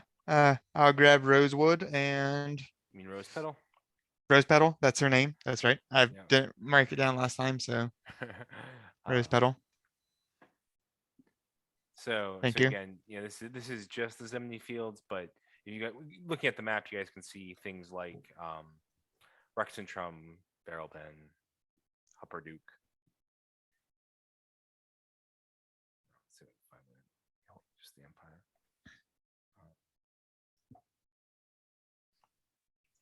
Anyway, all right. So you guys are looking to head out to the I guess try to find the road that's a Glory Run road. okay. All right. So Do you we guys, want to stay on the road, or do we want to just like be near it? We can definitely move a lot faster on the road. Yeah, I think. Is there any that makes reason as why much we need to sense get? as you say. Is there any reason why we would even need to be off the road? Not that I'm aware of. I don't think so. I think the road's gonna be the fastest. all right. You guys begin to make your way along the road. away from Nogvarat towards Rexentrum.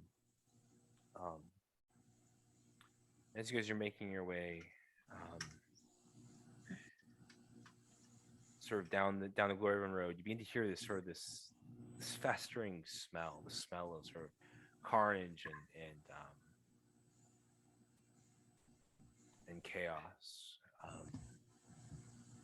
You can hear.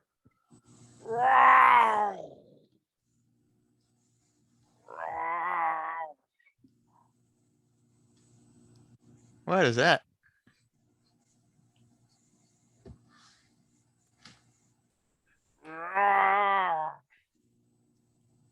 Where's that sound coming from? Look around and I make a perception check. Sorry. It's a 6. 6. Don't see anything. As I have no idea. Is it coming from down the road? Yeah, roughly Or off. the way you're headed. Yeah. What is that towards Finch? Yeah, and Sounds like- it smells like death. I mean, so it's starting to get stronger now. And you begin to hear, so you begin to see sort of large. You can hear sort of the pounding of foots, of feet. You hear sort of sort of these big thuds. You hear someone scream. Sounds like people are in trouble, guys. You wanna? I'm going.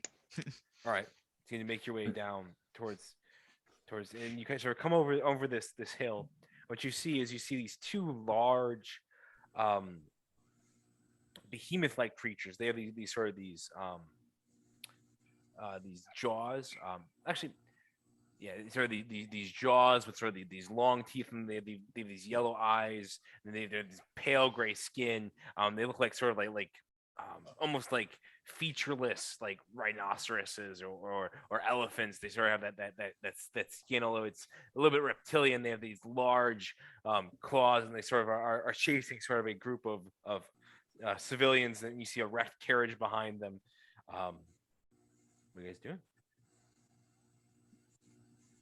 How far off is this? Probably it's a ways now. It's probably 300 to 600 feet away. When you sort of come over the edge of this hill.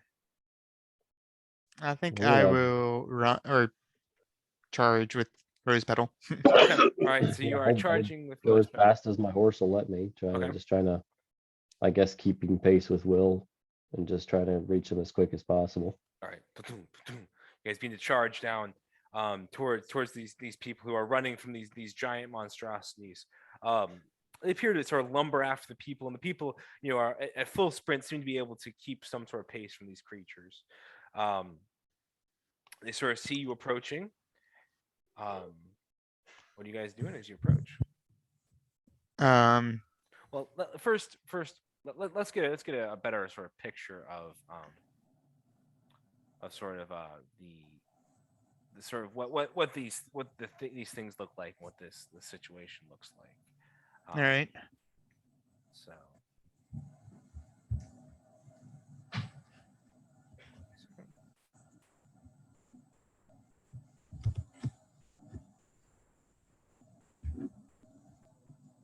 Sorry. Well, my dungeon fog is loaded. Okay.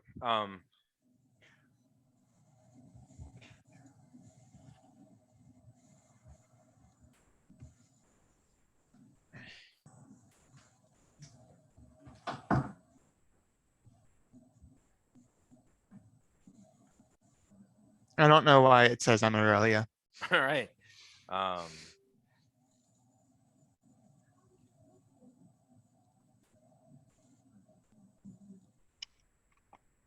Who is Light Slatty 34? That's me. All right. Who is Dry Basculus 41? That's me. All right. Let's try and zoom people in.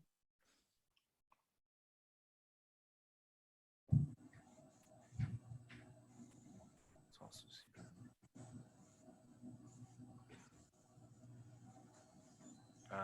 you logged on, Kirk? Yep. Tricky Draco Lich. Let's see that. Give me a second to.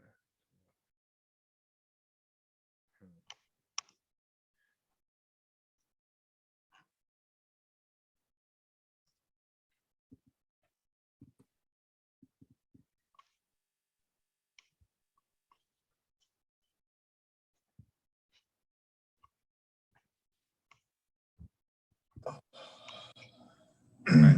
So you guys are coming over the hill. Are you guys trying to do anything before you guys sort of engage with them? Guess I'll get off my horse before I get Okay. close all right. enough. So you get off your Same. horse. All right. So you guys get off your horses. These Are things. they obviously attacking these people? They are. Yeah. Basically, they're chasing them, but they are being very aggressive. They don't seem to be able to catch the people. Mhm. But they are sort of interesting. They don't look like any kind of intelligent creature. It looks just like some Right. kind of Sort of monstrous monster- beast. Yeah, monstrous beast, exactly. Sorry, I think Dungeon Fog is not functioning, so I had to restart.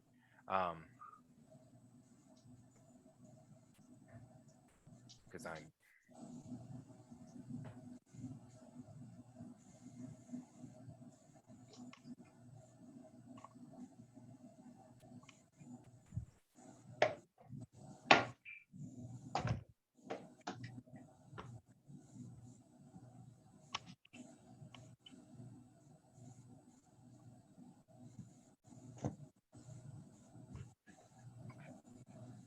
Let me know. I'm trying to let everyone move their own token, so if you guys. I just have the grid. That's it. Okay. Same. I think that is because.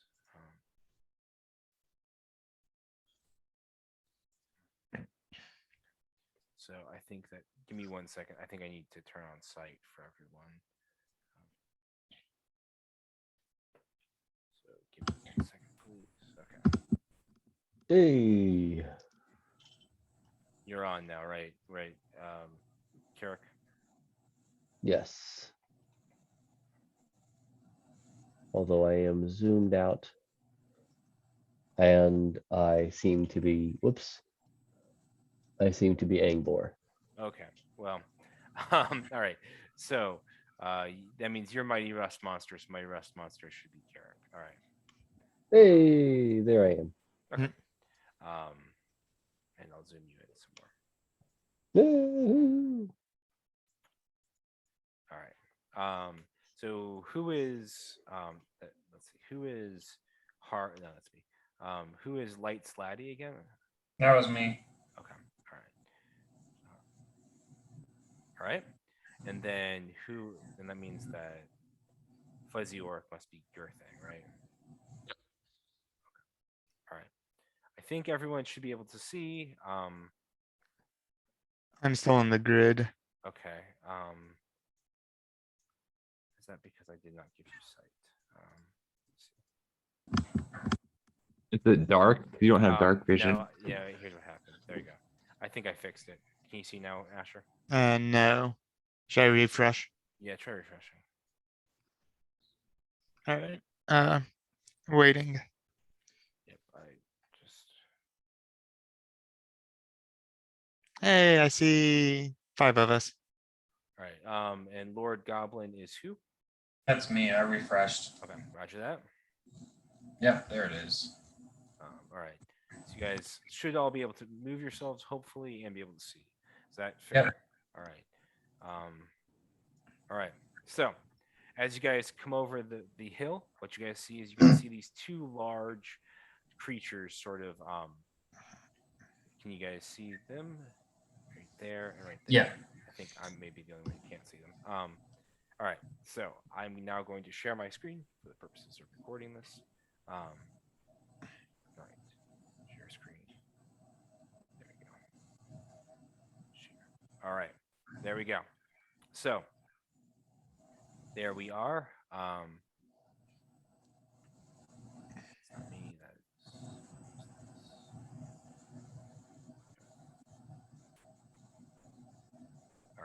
Okay.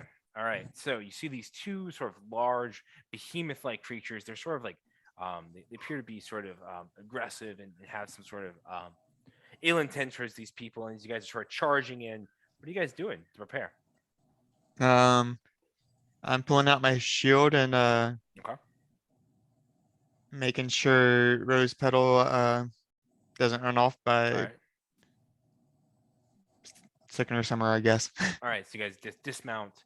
Can I have everyone roll initiative, please? Mhm. All right. Oh gosh. All right. Initiative rolls are always garbage. Just rename me Ashley Johnson. All right. So, 25-20. 22. Okay. Wow. 2015. 15. Okay. 15-10. 12. All right. And then Kirik, what'd you roll? 5. All right. So up first is Girthang. Girthang, what are you doing? As you guys sort of approach these two monsters that are sort of, right now the people are starting to run off and they are starting to just sort of tear into the soldiers that you sort of see slain on the side of the road. I guess I'll run forwards. 40 foot, 5, 10, 15, 20, 25, 30, 35, 40. Mhm. 40 Move gets me yourself? there. Yep. Okay.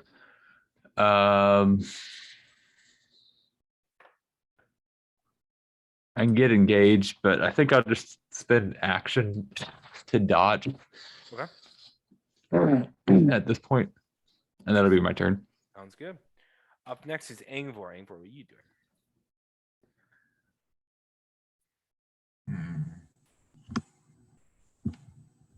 No, that's your shared screen, not done in fog. Yep. Gonna move 1, 10, 15, 20, 25, 30, and just shout in their direction, not necessarily knowing, but trying to get them to stop paying attention to the other people. Mhm. Stop! Do not hurt these folk. Just using thaumaturgy or whichever one Sure. it is. To Thaumaturgy will work. Yeah, Thaumaturgy. All right. and it's gonna be my turn. They appear to turn your direction as you sort of yell at them. Up next is Aurelia. Aurelia will. She will go. Sure, target the civilians. Yeah. So she's out for blood on the civilians. So she'll go 5, 10, 15, 20, 25, 30 there. And she will throw a chromatic orb at that one. At third level at the one on the right up there. Yep.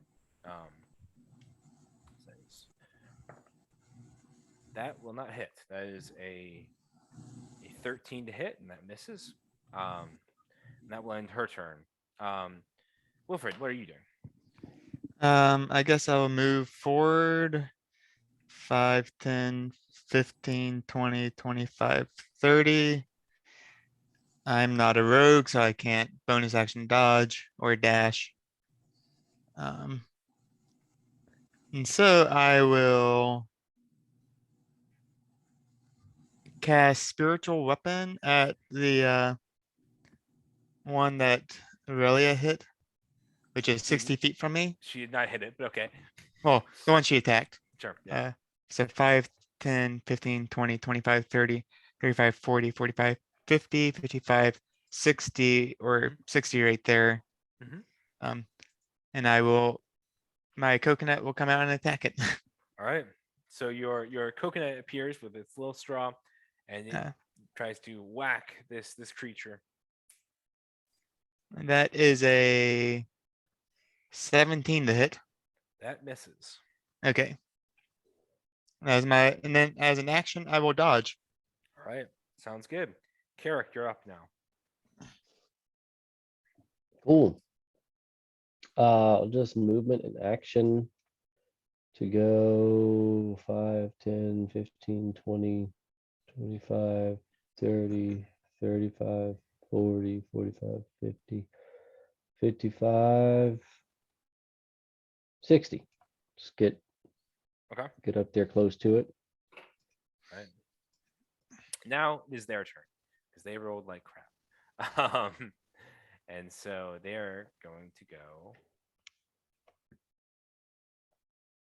5, 10, 15, 20, 25, 30, 35, 40, 45, 50, 55, 60. And this one's going to go 5, 10, 15, 20, 25, 30. And it's going to hit you, Jarek. Good. And so it will make a bite attack against you. That is a 27 to hit. That hits. Oh, okay. All right. Yeah, I'm sure you had to check your AC for that one. Yeah, it was and close. Yeah. That was that's 12 points of piercing damage. Can I have you make a strength saving throw, please? Strength saving throw.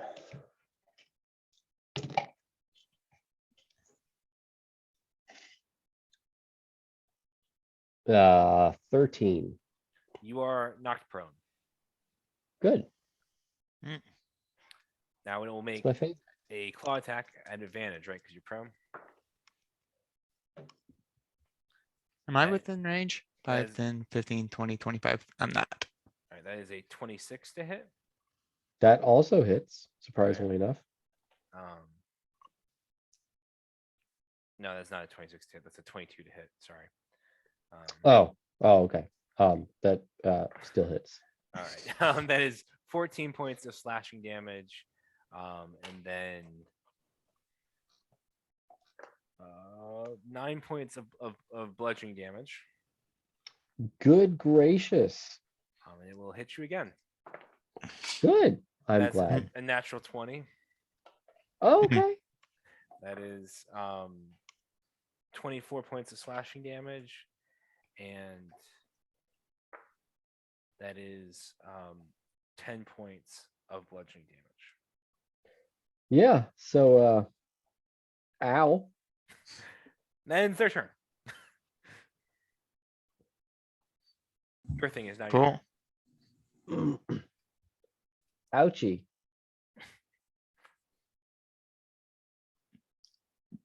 Muted. I'll run. I don't like leaving this guy to flank everybody, but I think we need to focus one.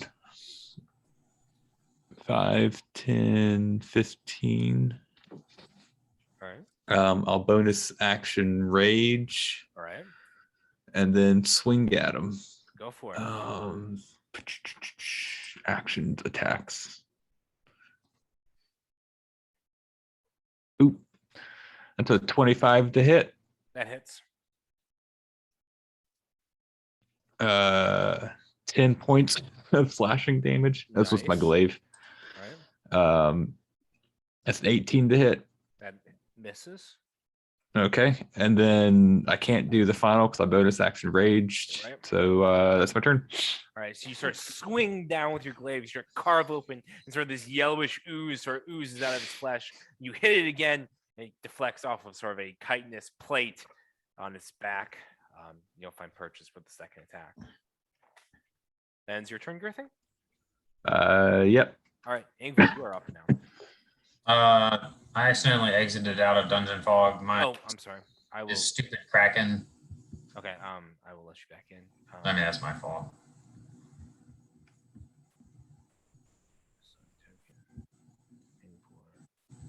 Move all tokens. Yeah, there we are.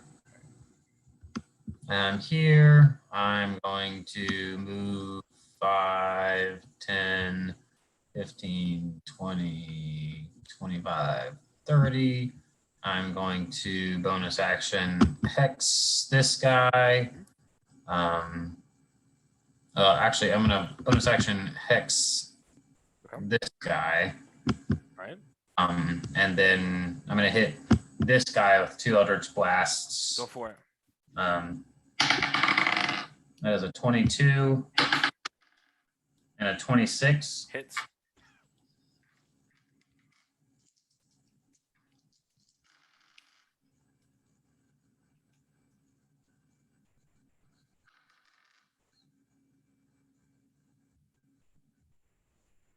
That's 33 points of damage. Nice. And we'll push him back 5, 10, 15, 20. And he's, yeah, movement is Slowed. slowed by 20 feet. Understood. All right. So you sort of send these you sort of, your eyes roll back in your head. You sort of power of Benson sort of summons forth, and you sort of strike this hex on this creature, and sort of looks around, you know, as seeing Carrick being taken down and Girthing hacking at its ally. And then all of a sudden these Eldritch Blasts sort of flash forward. They strike him. They sort of send him, you know, skidding across the ground and push him back. Did decent That's my turn. damage. Yep. All right. Now it is Aurelia's turn. Aurelia, seeing what just happened, will not like that, and she will lightning bolt him. I believe she can do that in a line. Yeah, so she will lightning bolt him at 4th level. So she'll need to move. She'll move 5, 10 there, so she can lightning bolt him without hitting either of you. And then it's 5 feet wide, so that will miss both of you. And then it needs to make a dexterity saving throw of what? 17. That is a save. So it's only half damage for 8d6. So that is.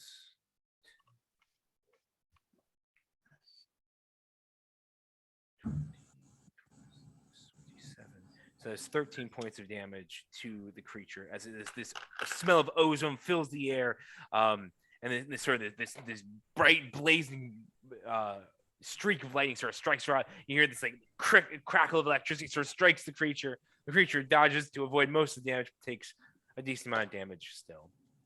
Wilfred, now your turn. Bonus action, move my thing 20 Sure. feet to here Yep. and make an attack. Yep. Which is a +9. That's going to be a 20 to hit. Okay. That hits. I'm sorry. That hits. And 13 points of, I think it's radiant damage, or is it Alright. force? It's radiant, but look it up. Force damage. Okay, force damage. All right. Yeah. So the 13 points coconut of force. cracks down on the head of this creature. You're taking a decent amount of damage now.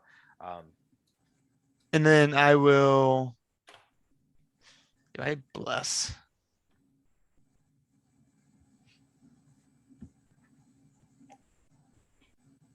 I guess I will bless. Can I get everyone 30 feet? 5, 10, 15, 20, 25, 30, 5, 10, 15, 20, 25. I move 5 feet. I can't move on that. I move 5 feet there and cast Bless on Girthing, Carrick, and Angbor, All right. all within 30 feet. And then I will move, can't move there either. 5, move there. Okay. Can you move? You can move yourself, right? Yes. Okay. I just keep going to the, The screen that I'm sharing. the- Right. yeah. Okay. Hey, great. And then it's your turn. yeah, that does. All right, Carrick, you're up. That's a +D4. Yes. 2 attacks and saving throws. All right, I'm gonna get there. Using half And, your movement to stand up, and then you're moving there. Oh, that's right. Yeah. Yeah. Forgot about that already. Yeah. And then I'm just gonna hit the dude. Sure, go for it. Come on. Are you kidding me?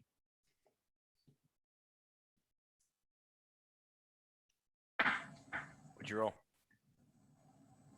With advantage and with a 4 on the D4, it's still only a 16 to hit.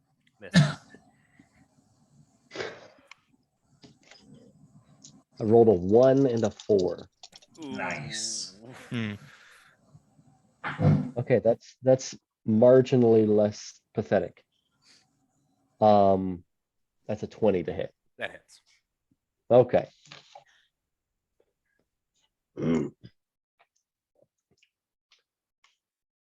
2d6 plus a d4 for something else. Oh, right, for my subclass. And then I'll mark it as my favored foe for an extra d4 on the first hit.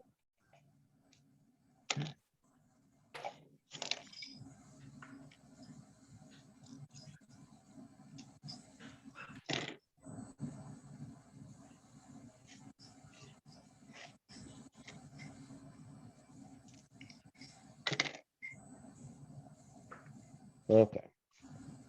Could be worse.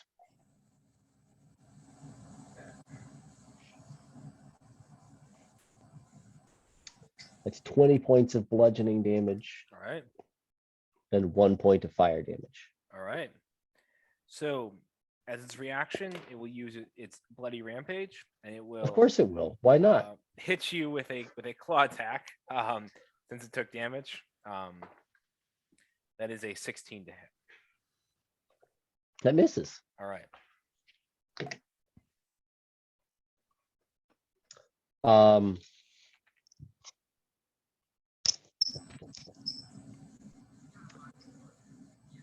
Yeah, there's yeah, I'm just gonna go ahead and action surge and hit it again Go for it. a couple more times, hopefully. Oh, okay, that's a lot better. That's a 31 to hit. Yep, that hits.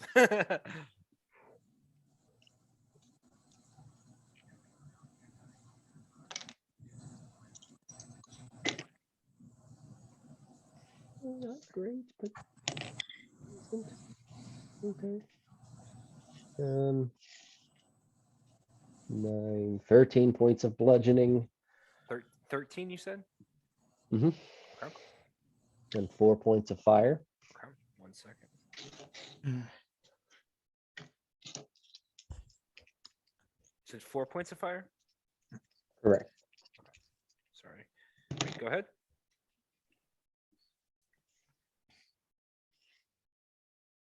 And that's a 19 to hit. That hits.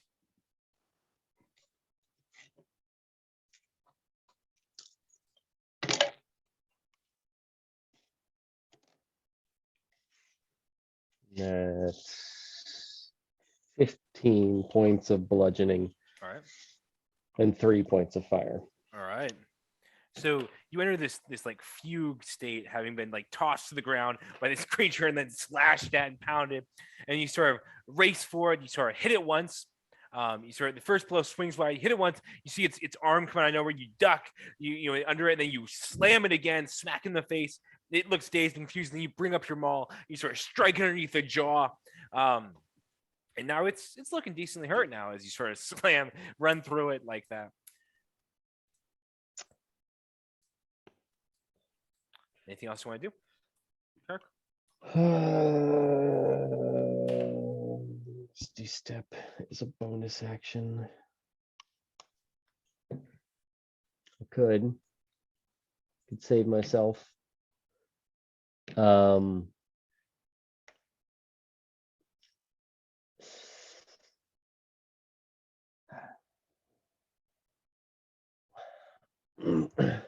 Do I want to get that far away from it?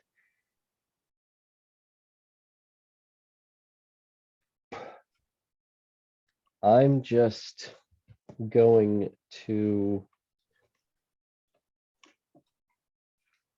hope that it will not chase me and just step 10 feet away from it. Okay. And since it already, well, I can't move myself anymore.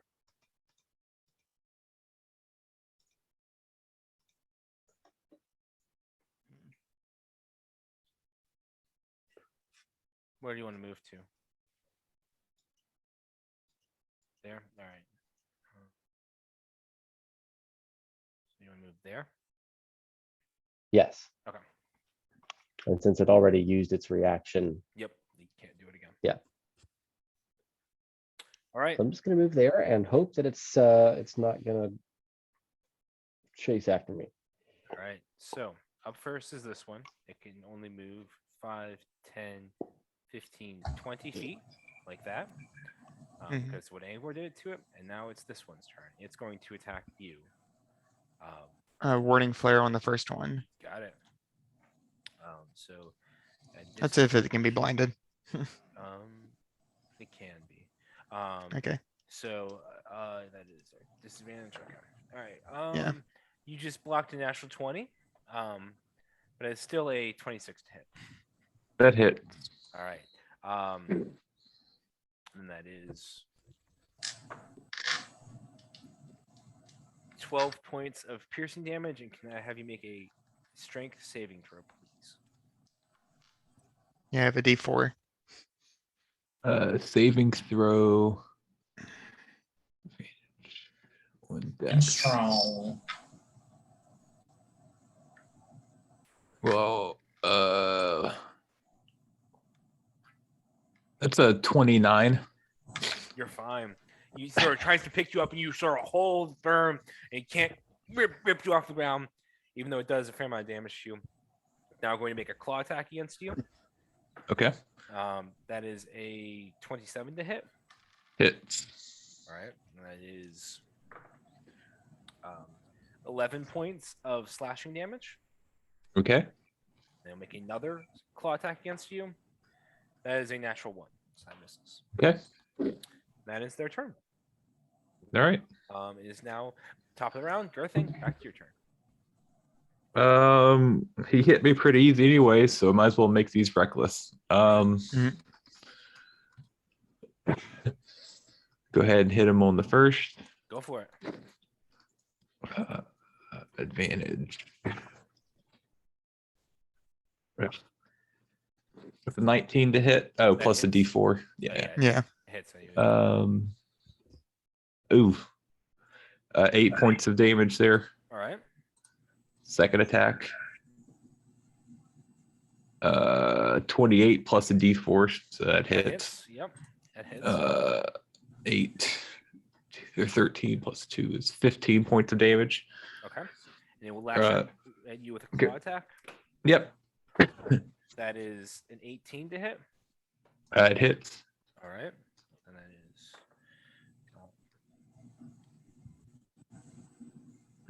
13 points of slashing damage. And then bonus action, I'll flip my glaive around and hit him on the.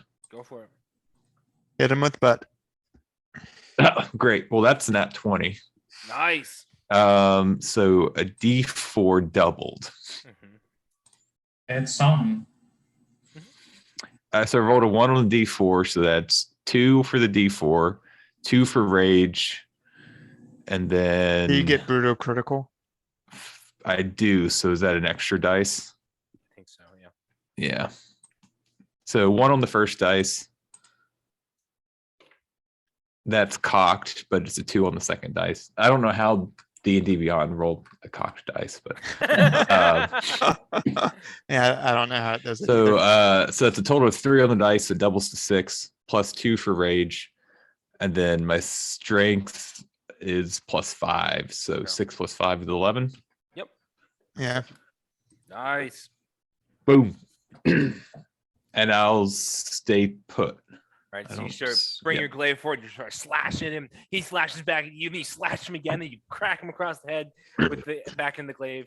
He's bloody now for sure. He's looking quite hurt. As you guys sort of wail into him. Ingvar, you're All up. right.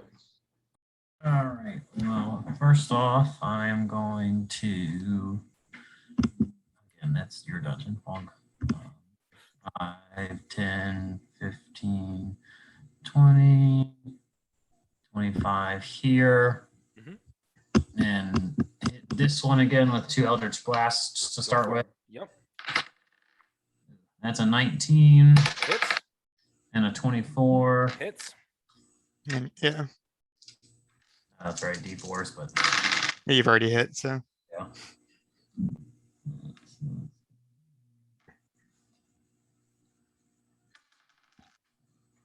Thirty-two points of damage. Nice. 5, 10, 15, 20 back here. Yep. And then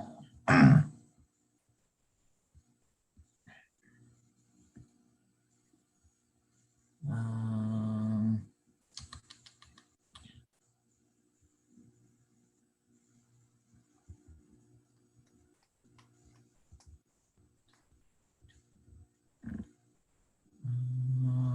bonus action, bonus action.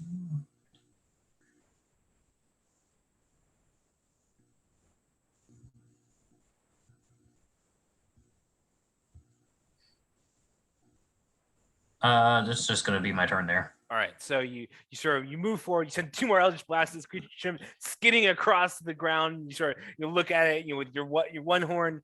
Sort of looking at it with the other horns broken off, and you're just ripping through this creature as your allies are sort of fighting with the other one. It's now Aurelia's turn. Aurelia is going to blast herself and Wilfred. So Ooh. Wilfred, you are also now blessed. Okay. I think then that means that all that's left is I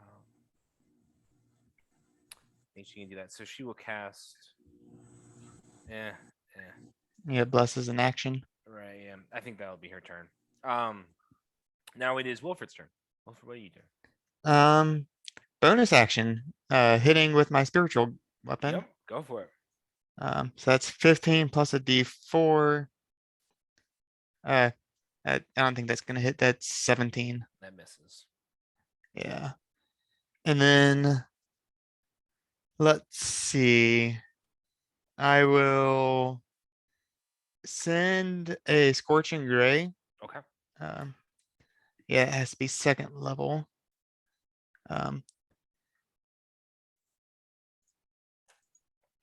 And I do 2. I'll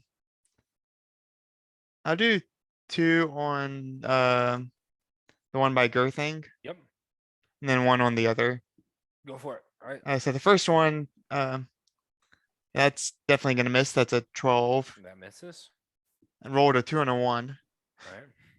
All right. That's gonna hit. That's a 29. Yep, that hits. And that is 9 points of fire damage. Okay. And then for the second guy, the 3rd hit is a natural 1. I'll re-roll that.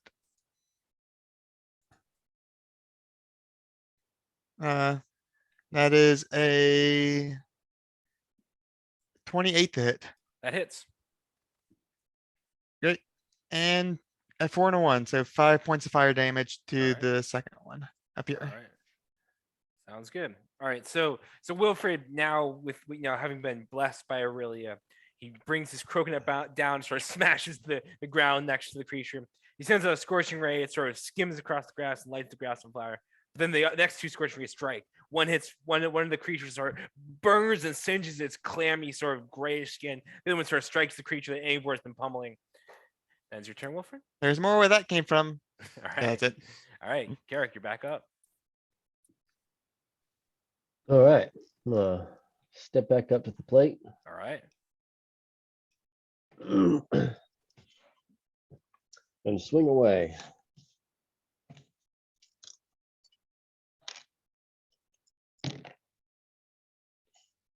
Yeah, that's a 25 to hit. Yep, that hits. Get the extra D4 because it's the first hit of the round.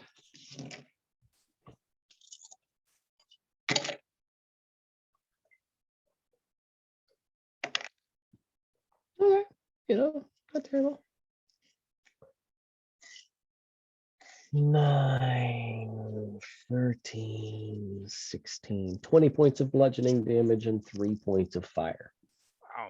All right. And second hit.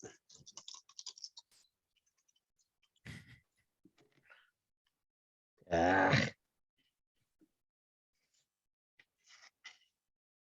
It misses. What is I it? think. Yeah, that's an 18 to hit. That misses. You sort of swing, you bring your maul down, you sort of strike the creature's head. It looks, battered and bruised. And then you sort of swing again, you sort of slip and miss. You look back at it. What are you doing? This dude don't mess around. And I ain't finna take the whole brunt of his attacks again. Cause I like, you can lay me out with one hit at this point. So I'm just gonna back up. Just gonna risk the come on, what you doing? Opportunity. Mhm. Just to put a little distance there. Right. So as you duck away, you remember that it swung at Girthing earlier on in the round. You are good. Oh, it already- Yeah, it already used its attack of opportunity. Oh, cool, cool, cool. Cool. So that one will now attack you back, Girthing, with its bite attack first. Yeah, he gets advantages technically. Right. Yep. For that is reckless, a 27 to hit. that'll hit. All right. And then that is that is 11 points of piercing damage. Can I have you make another strength saving throw, please? With a D4. That's a nat 20 for Nice. It's like a 34. 30 Nice. Nice. All right. I'll take with a the claw, D4. claw attack at you. That is a 23 to hit. It hits. All right. I could be doing a It disadvantage. would make it a standard roll. Yeah. And that is 10 points of slashing damage to you. Okay. And then another claw attack. Disadvantage on this one, I guess. Then that is a 19 to hit. That hits. All right. Then that is it's 8 points of slashing damage. Okay. It's not too bad. Then it's his turn. And then this one will go 5, 10, 15, 20 there. Still not able to get engaged. Now end their turn. Girthing, you're back up. I'll keep hitting swings. Go for it. Let's do reckless again. Why not? Go I'm for going it. for the nat 20s. Yeah, boy. Ah, that was close. That's 25 plus a d4. That hits. 15 points of slashing damage on the first hit. Nice. Mhm. I'll swing again. All right, go for it. Ooh, that's I think that'll hit though. Yeah. That's a 22 to hit. That hits. Yep.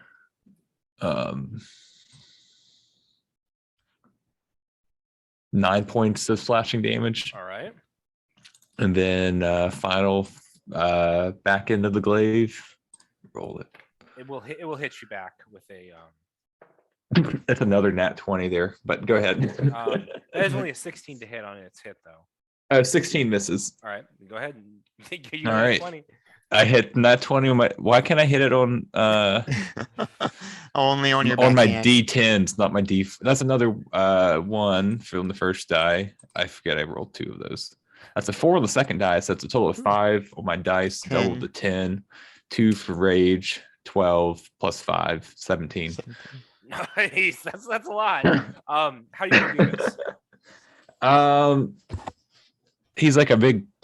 Yeah, he's a big Trollish? monster. Sort of like a troll. More Um, like I guess my first 2 slashes will do something to bring his head closer towards me, All right. kind of you get sort him of down, slash and then across I'll his just chest, slash across it again. and then when his head gets close, I'll just clock him in the chin with the back end All of the right, glaive. he's bellowing over in pain. He sort of like has these massive slash across his chest. You crack him across the face. His jaw flies off, and you see his like face is mangled. He collapses to the ground, and that one is gone. Woo! I have movement. 5, 10, 15. I'll move up 15. I don't think I want to get engaged yet. All right, So sounds good. that's it. All right, Ingvar, your turn. We're gonna hit this guy again with some Eldritch. All right. Ooh, that's a natural 20 for the first one. Nice. Plus a D4. And a 25 for the second one. All right. I will Okay. roll the first one here. Nice. So that is 13 on the die to 26, plus the 5 that come from Agonizing Blast. So that's 31 All right. for the first hit. And then Wow. second hit is not as good. 6 plus 5, 11 points of damage. So a total of 42 points of damage. Okay. Give me 1 second to do the math.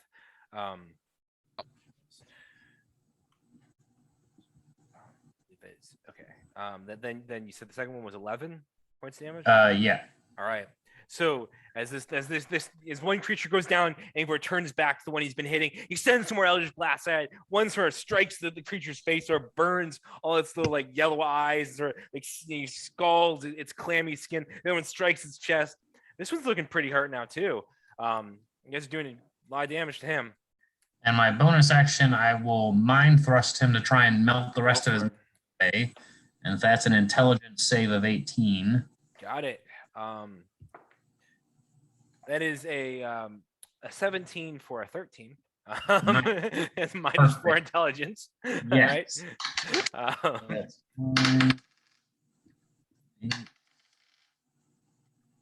11 points of damage. 11 points. All right. And then it can only do an action, bonus action, or movement. Is that correct? Correct. All right. And you've slowed it by 20 feet, right? 20 feet, yep. And I'll leave it there. All right. Yeah. Okay. All right. That ends your turn. That's all you're doing? Mhm. Action and bonus action. All right. Now it's Aurelia's turn. Aurelia will go 5, 10, 15, 20, 25, 30, and she will toss a chromatic orb at 5th level at this thing. Misses. She has a D4. That is natural 20. Nice. So that is 78 doubled. So that is 9, 10. Dead. They're all ones. Yeah, basically. There's 22 doubled for 44 points of damage. Alright. So that ends her turn. Sort of this, she builds up this ball of sort of bluish greenish flame. It sort of hurls at this creature, sort of strikes him, burns it. Now this creature looks very hurt. That leads us to Wilfred's turn. Wilfred, what are you doing? Ooh. Bonus action. Moving my Coconut. All right. coconut 20 feet. All right, go for it. And attacking. Go for it. That's a natural 1. Let's feel lucky. All right. Got a 3 on the D4. Natural 1. All right. It misses. Yeah, that I don't know what to do now. You have your action still, right? Yeah. But 2 natural 1s make it feel like It's not meant to be. thematically I You probably won't roll another one, right? let me just, I guess, Sacred Flame him. All right. Dexterity. saving throw? Dexterity saving throw. Yeah, I'm not gonna roll another natural 1. That is like an 11, I think. Yeah, it's an 11. That is 12 points of radiant damage. Wow. All right. So you sort of say Sacra Flama, and sort of this sort of spiral of radiant energy appears on him, sort of burns it away after this creature has been pummeled by Angvor, and then Aurelia, he looks really hurt. And as he's sort of looking around, looking for a way out, Carrick, you're up. So he's looking pretty hurt. Really, really hurt. All right, and I'm gonna. 1, 2, 3. There. Go for it. All right. Come on. Oh my.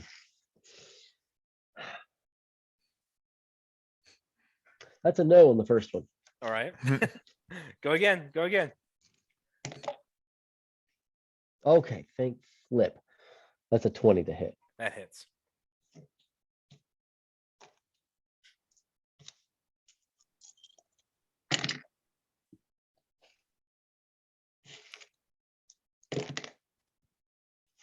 Okay. Okay, that's a 20 points. Oh, sorry, nope.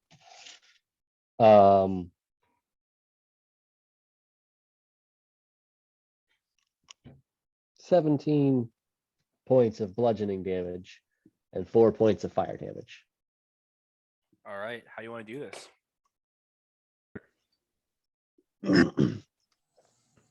Just coming up and trying to swing at it. The first hit, missing, just bring the momentum around and swing again, just crack it right upside, right across the nasty jaw and just kind of shatter his jaw and crack his, just that momentum just cracks his neck as I swing through. Sure. All right. So you sort of step forward, you sort of slip the first time, you sort of swing, then you pull around, and the momentum swings around, and this time it just cracks this creature. It smashes the jaw and the face. It sort of breaks the ocular, and it just snaps the neck, and the whole creature just sort of collapses, completely void of life as you finish him off. That's where we end tonight's session. Good job, everyone. Ooh, We did it. we killed 2 things. Whatever the monsters were. We still don't really know Well, what yeah, from one turn,